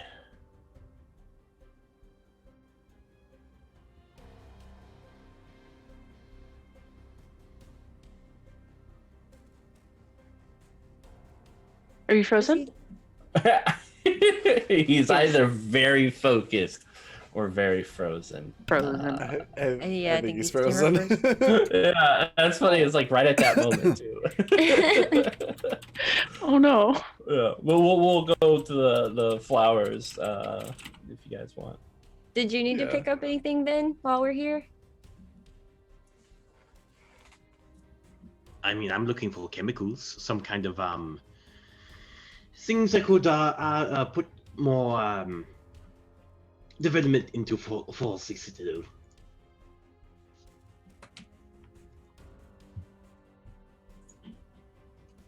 Yeah. Jack Flakeman. Chase Flakeman.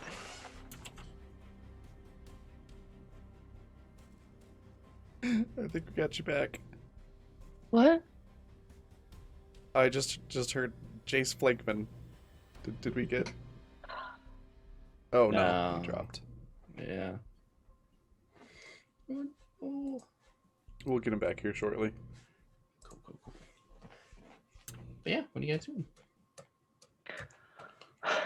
I don't know anything about chemicals. I couldn't help you there. Yeah, we're doing an architect thing right now. So if it looks like there's a shady deal going on, Teddy will, as usual, for my characters, who no matter their size, will try to interpose his body in between the crowd and the shady dealers. Yeah, it looks like the two architects people wouldn't perceive that as a shady deal just because they're two like good standing members of society. Okay, then he won't bother. Yeah. So we'll say those two are chatting as you guys approach the florist. Mm-hmm. Is it a building or a stall? It is both. It's a stall right out in front of a building with an old lady sitting down in a chair. Teddy will look over the stall wares with appreciation, give the old woman a nod, and head in. All right. He can be polite. I'm gonna just like patrol the marketplace and let them buy the flour. I feel like they've got it covered. Okay. But now we've already Yeah. talked to someone, so I'm just gonna like start getting paranoid. Like, did they tell anybody last night, or just to like make sure we're covered? That's really appropriate. That's exactly how I feel like Bateman should feel.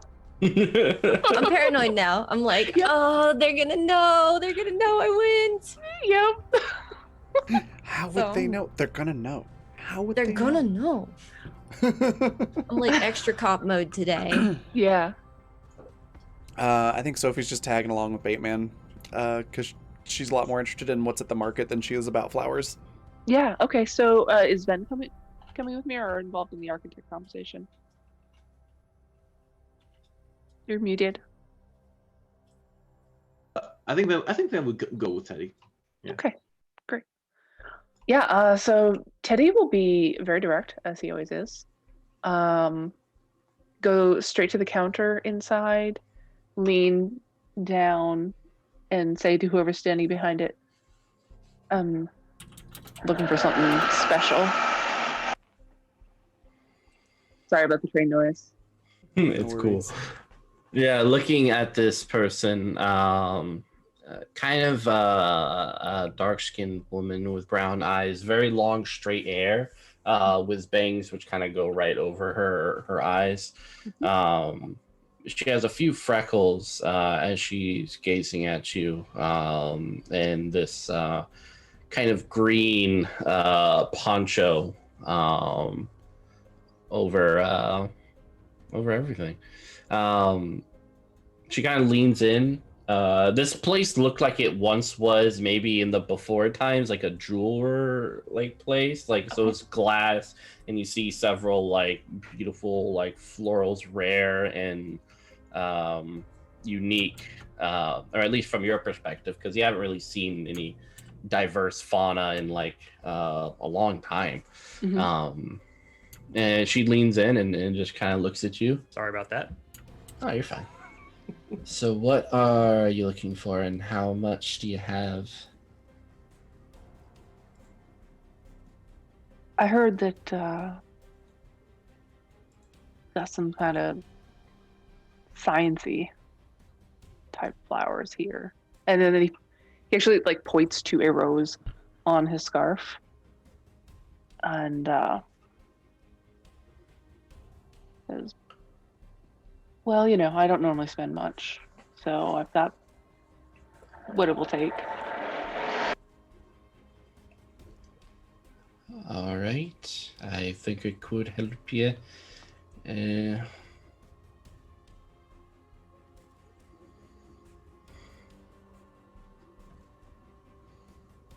What's the purpose for and who sent you? It's a gift for someone like me who's special. And he still kind of has his hand resting on that same flower on his scarf, just in case that means something.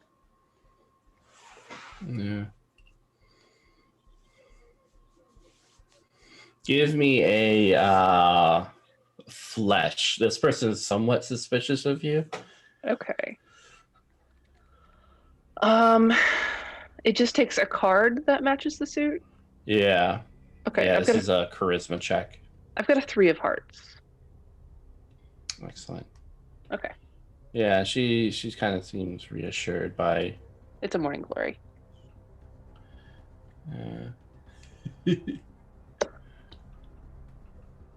All right. Why don't you wait here and we'll bring the items down to you if that is what you prefer. That's whatever you need to do. Excellent. And she moves over to the door of the shop and closes it and locks it and then goes upstairs. You notice as she's going upstairs, you heard earlier like kind of a scraping of metal against wood, and as she's going up, you notice that she has 2 prosthetics where her legs are, those kind of like athletic prosthetics that you found in the early 2000s. The bendy ones. Yeah. Yep. Yeah, she's going up. So it's you. Who else is in this? Dr. Venn. Dr. Venn. Yep. Yeah, so Officer Bateman, you notice a woman closing the door where your friends were at, and the old lady kind of like gets up and moves the curtain so that the door is obscured by the curtains itself. If I go try to open the door, is it locked? So the old lady kind of shifts herself between you and said door. Oh, you look like a nice young person. Are you interested in a flower or something? Maybe for someone you might have romantic impressions upon? I was more so shopping for something to liven up my apartment. Well, okay. Well, come over here. Come over here. And puts her arm on your shoulder and guides you over to the sunflowers. These are nice. Can I see in at all? Pretend to be looking at all these and like. Yeah, you can kind of see like there's that little space between the two curtains that you see the two individuals on the other side, Teddy and Vitten. These are nice. What do you have inside? Oh, the inside shop is closed at the moment, dear. You don't want any of that stuff. Everything you could need is right up here. I just saw other people go in there. It's a private engagement. No need Okay. to worry your head upon. Is there some sort of check I can do on her to see how sketchy is this? Oh yeah, definitely. I mean, investigation. I feel Okay. would work perfectly. Okay. You could also use empathy. I'm going to use investigation that I'm trained in. So I'm going to use a 7 and a 2 and try and get 3 successes. All right, cool. What are your questions?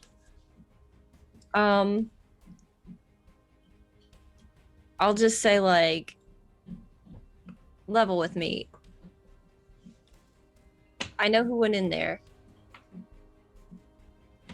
Why can't I go in with my friends?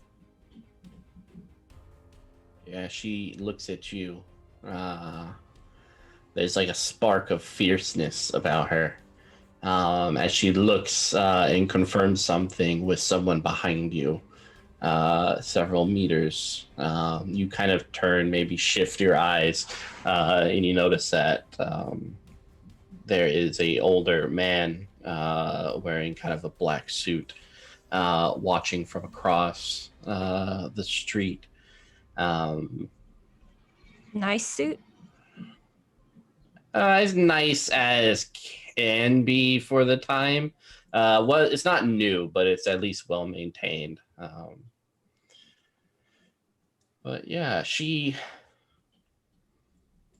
it's obvious she's protecting something and doesn't want you a part of it. Whether that could be dangerous to your friends or not is hard to tell, but there's definitely a paranoia concerning your questions from her.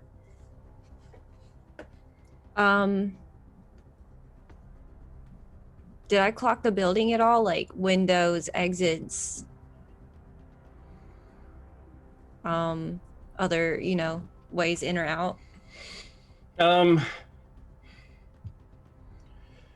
These buildings usually only have the front door and then a basement level, which is underneath the bridge. It's how they transport a lot of the goods, so they don't have to go through the crowds above. So you're pretty sure if like any of the buildings will lead you down to that sub level, which will then allow you to come back up. I'll just push it. I'll look up and be like, oh, it's getting time we should be making our appointment. I really need to let them know, and I'll try and go inside.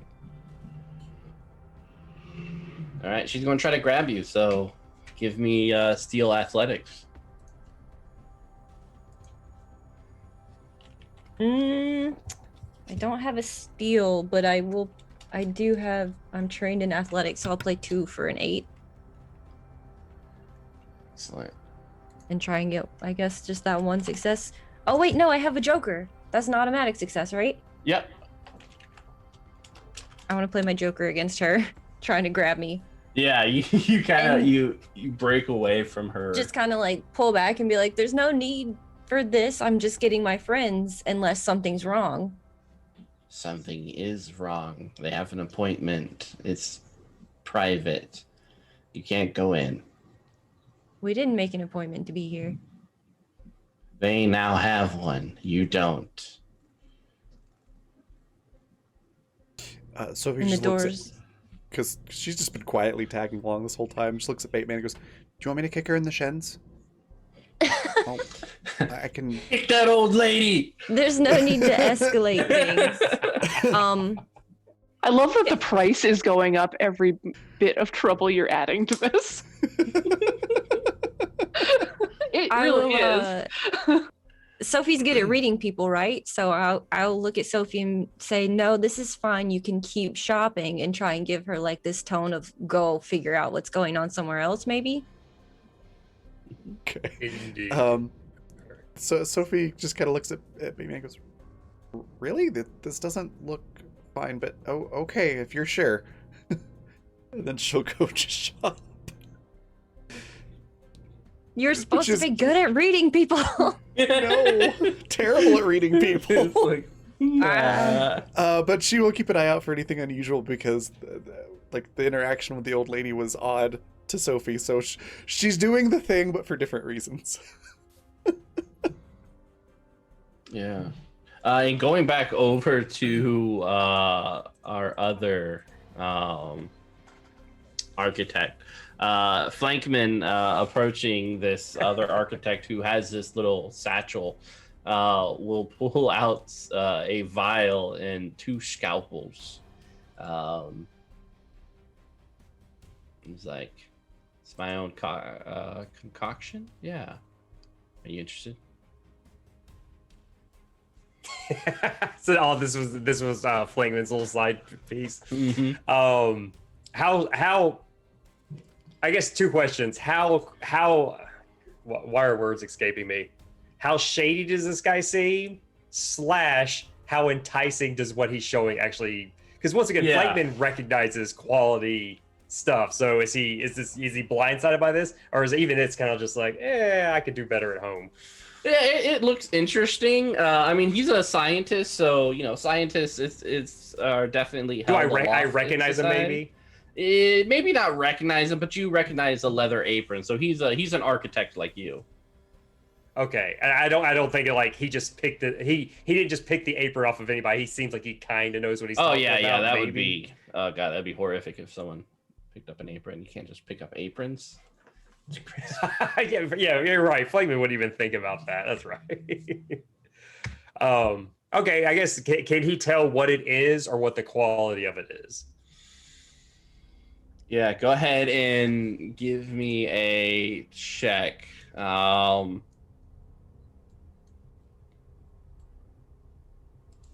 Let's see. Emergency pharmacology would be the test. All right, give me 1 second. I just since basically a circuit breaker popped, I had to go outside the house to correct it. Oh snap! So all my stuff on my computer went away, so I have to bring it back up. Yeah. Okay, so what was it? You said it was emergency what? Pharmacology. Okay, which I'm trained in. So and what? So that's gear. Mm-hmm.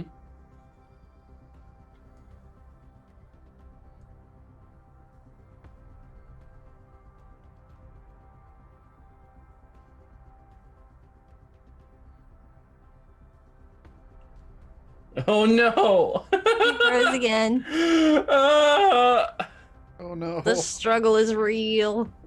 I imagine he's like about to make a thing, and then he just like fades out of existence. Yeah. He's just like blinking in and out. Thanos. Just the voice gets really slow and distorted, and we find out that Jace was a really complex construct the whole time. Yep. All right. So going back to the individuals inside the house. Yeah. Eddie has set his coffin down. He's waiting, patiently confident in his physical prowess that the deal is going great, and even if it doesn't, well, it's what he does. Yeah, you're ready for it. The woman comes back down with a short blonde-haired woman wearing a tank top and a mechanic's baggy pants. Hey, welcome back. Yeah, sorry. It's fine. I was doing so good. It's all falling apart again. We'll come back. I'm just finishing up this scene. We'll fly back. Absolutely, over to you. absolutely. She has a coffin herself. Kind of. over on her back as they both Teddy offers a come fist down. bump.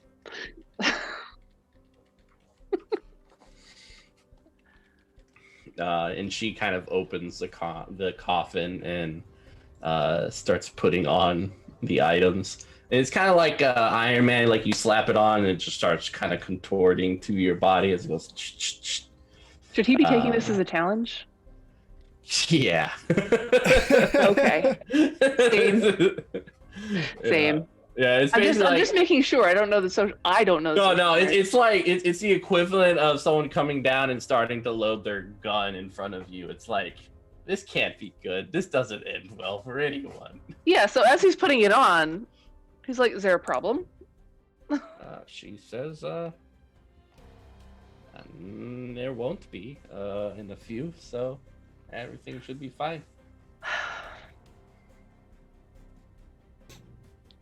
Okay. At any time, if Dr. Ben wants to start talking. Yeah, Like, so Ben. Good. Go ahead. Sorry. So is Dr. Venn sussing out things are about to get real? Like they're about to take care of us? Two technophants Sort are of way. putting on their armor to fight each other. Yeah. The Technophants, which is the most dangerous and destructive piece of technology that Florence has to offer, they are putting on said armor. Yeah.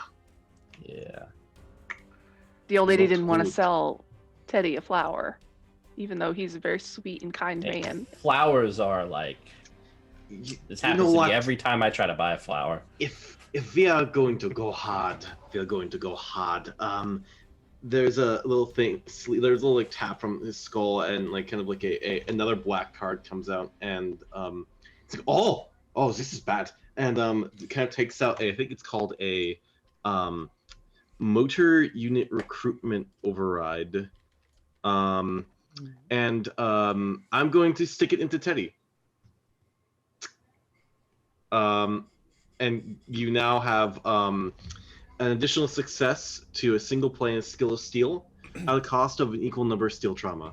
So basically, he's trying to basically stim you to fight the hard battles. And the fucking an actual lethal crossbow comes out. Oh yeah, because I did not select lethal things. On purpose. He did. Ben did. Yep. Okay. It's like, yeah. we're So about to get hard. Yeah, I see. we suit up. Yeah, you as she's putting the final pieces of armor, you kind of see on both of her like gauntlets there are these large harpoons, and on her shoulders like the rope that's attached to it, so it looks like she can shoot them out and kind of retract them back into her armor. Yeah, I selected harpoon and flash, so I imagine his suit Yeah. looks pretty similar. Mm-hmm. And he says as he's putting his final bits on, he doesn't have to be this way. You can just sell me the damn flower. Hey, I just am brought down here to do this. I'm not really. Does the old woman respond at all? The woman. So the old woman's outside. The woman who is next to this person shakes her head and says, "You shouldn't have asked the question. This isn't for you, nor will it ever be for you. This is a road you can't go down. So, if you want, you can leave. But your investigation or search, however you call it, is over." Who is it for?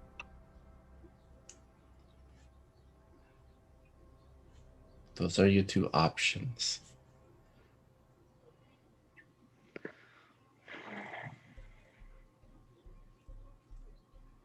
I feel like we have to kill them now. Whoa. Like the Technophant's like, we aren't killing anyone, okay? Sheesh. All right? Like, like I'm not planning on killing anyone, right? We're not planning, and you guys aren't, right? Like, The top tier capital crime of actually, yeah.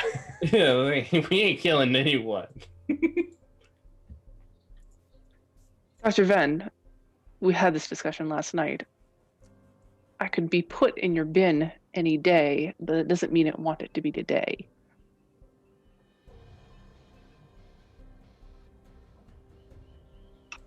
You're muted. Oh, so we're not fighting them? Are we killing them or not? Because I'm I'm an architect, so I could probably get away with it. Teddy looks at the other Technobot and says, "Oh, I didn't think we were killing. Are you killing?" No, we're not killing. Then I'm going to put this away and let you boys do your work. Unprofessional. Jeez.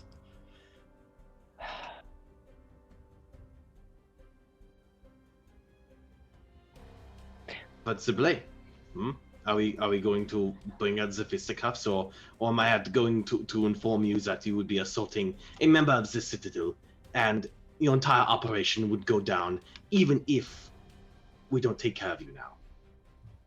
Basically manipulation. If I can pull out. Yeah. I'm training the skills, but I'm just gonna bust out my 6 anyways to kind of be like. I'm not saying this is a sting operation, but I mean we can make it a sting operation if you must insist. Give me a manipulation roll. You need 2 successes. Ooh, 2 successes. So I'm going to pull out the 6, and then I'm going to pull up my 5. Those both hearts or? Oh, both of them are hearts. Okay, so 3 successes. Yeah, I'm going. I think I'm just like really want to like make them like really reconsider. It's like he was about to kill them. He was ready to like commit the grand capital offense. Yeah. And he's also a member of this facility, so it's sort of a double like I am ready to go absolutely hard, and recontextualize what this entire situation is about. If you're gonna really be like dicks about this, or be mean about this, All right. Leave, then. We don't want to do business. This doesn't have to escalate. Oh Not here. no, I don't think you understand. I am here to escalate this unless I get what I want, and what I want is a glowy flower. We don't have that. You're muted again. Muted again. I'm sorry, I just want to make sure you guys don't hear background chatter. Oh, so you're here to waste my time then? I see how it is. Our fault. It didn't go You right, know Dr. what? Oh, God, yes, Teddy.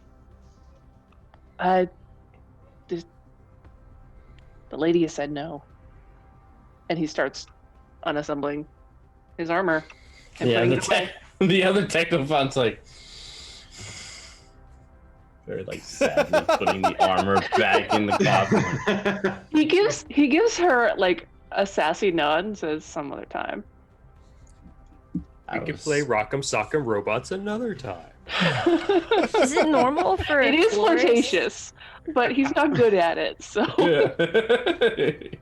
Yeah. Is it normal for a florist or shops around to have technophants? No. Okay. No. Teddy didn't say the right keywords and probably played his hand too broadly, and it just didn't go well. Yeah. So we have to find some other way to go about this. We're not getting a bioluminescent flower. Period. Even if I killed everybody in the shop, we're not getting it. That's what happened. Is the name of this flower shop like we're mobbed with flowers? I get the feeling now it is. Because I get the feeling like this isn't exactly just a flower shop. Yeah, it's like I think everyone It's a inside is front. like like this major stuff is happening in this little building here. You through no fault of most of yours, you sent the muscle to do a rather delicate job, and he fucked up. I'll give him a dandelion he can't refuse. Oh my god. You're gonna wake up with sunflower petals in your bed. No. It's gonna be like a bouquet, but all the flowers are gonna be cut off, and it's just the stems. Yeah. My azaleas. What monster would do this? Is everybody like kind of leaving the building now? Yeah, they've opened up the shop and are Yeah. shooing you guys out. So about that time, Sophie comes walking up from the shops, and just looks at you all, and she's got like this little like, it's like a pyramid, in her hand with like a black, sort of plastic base, and then a clear sort of plexiglass like pyramid on top of it. And she's like, I don't know how it went with the weird flower lady, but I got bored and I made this. She turns it on and it's like a hologram of a glowing red flower. Oh, that's wonderful, Sophie. Oh, that's good. Sorry, I kind of went. My vision went a little blurry there for a second. What just happened?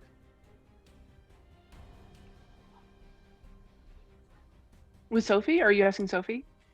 Yeah, Teddy. Yeah. If we're sufficiently far away from the shop, Teddy will say, I didn't use the right amount of tact. But, that happens. We're not welcome there anymore. That's what happened.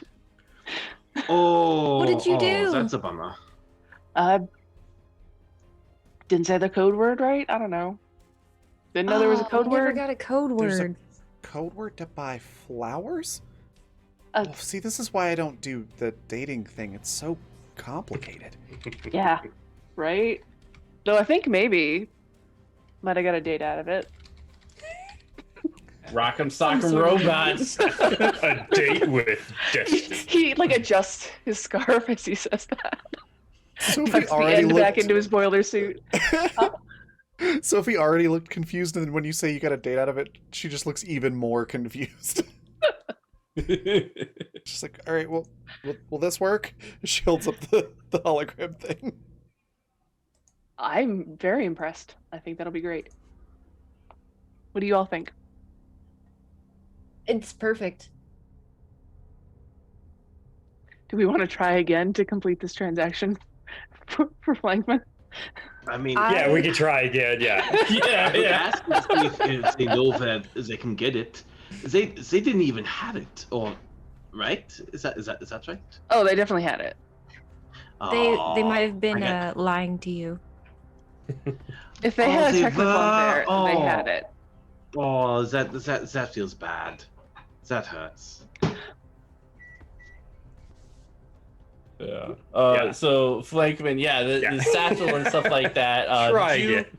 did you send me your emergency pharmacology roll? Oh no, I was in the process of telling you what it was when everything shut down the second. I want to add just real fast.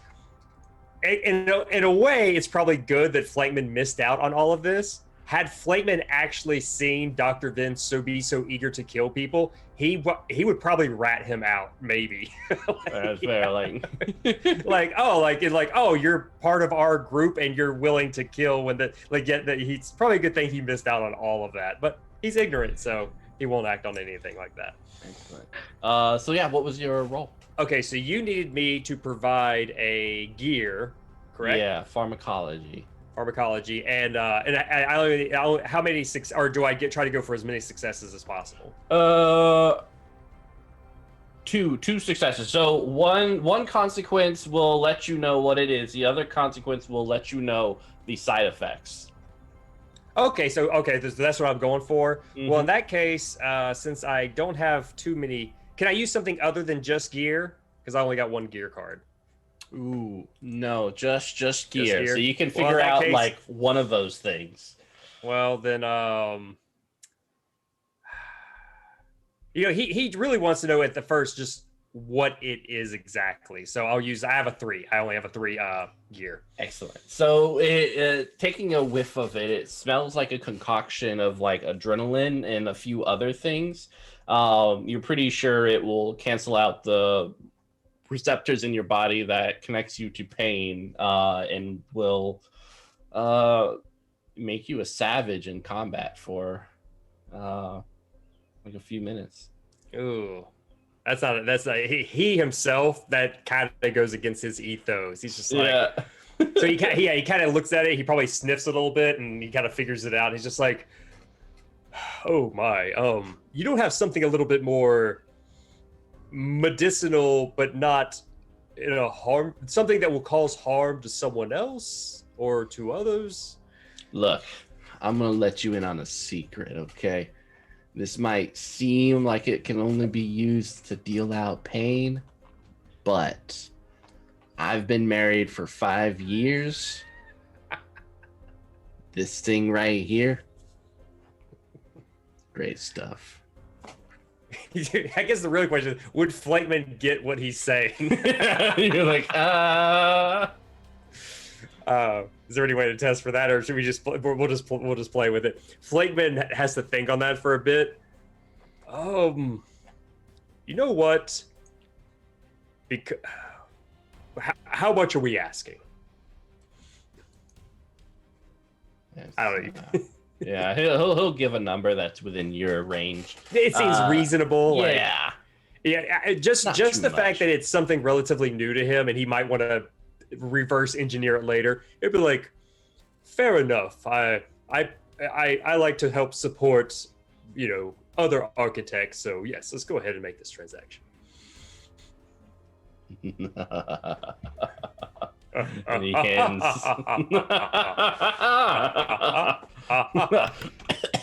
He hands you the bottle with the two scalpels. It's like, I hope you have something to take care of that. That's fine. I'd probably just need water. All right. On your way. So what did I just pick up? Yeah. Or what should I write down? Oh man. Adrenaline booster for right now? I don't know. 11 minutes of heaven. 11 minutes of heaven. All right. Oh my. So you guys get back together. You do notice that, especially you, Officer Bateman, that individual with like the well-tailored old suit, is still watching you from several meters away. But yeah, things are unfolding. Awesome. And with that, I think that's where we'll end it. For people watching, I will be passing out XP in between game, and we'll do some character growth in between. But at the beginning of the next game, we'll also talk about our choices and stuff like that, and how we did it. So swooping on over back to Raven. Awesome. That was a lot of fun. I really enjoyed that. We're gonna go on a raid here in just a short bit. But before we do, I want to let everybody say what their favorite part was, where we can find them, and anything they'd like to share or plug. And we'll go opposite order of how we started. So Mitch, we'll start with you. Yeah. Hi, I am Mitchell, or Mitch, however you want to say it. You can find me everywhere as Penny for a Tale. Project lead for Necrobiotic, which is a super cool Kickstarter that's out right now, so you can check it out. It's also on itch.io, and soon will be on DriveThruRPG. The quick start, that is. Super excited, and I'm glad we got to touch a little bit of the Merchant of Venice. And I guess we'll see next time how deep into that we go. But definitely enjoying the mystery that these individuals are exploring, and these wonderful characters. Awesome. All right, and then I was gonna say, yeah, if you want to throw the link to the Kickstarter into chat, it'd be awesome. And then Wowzer, what was your favorite part? Where can folks find you? Anything you want to share or plug?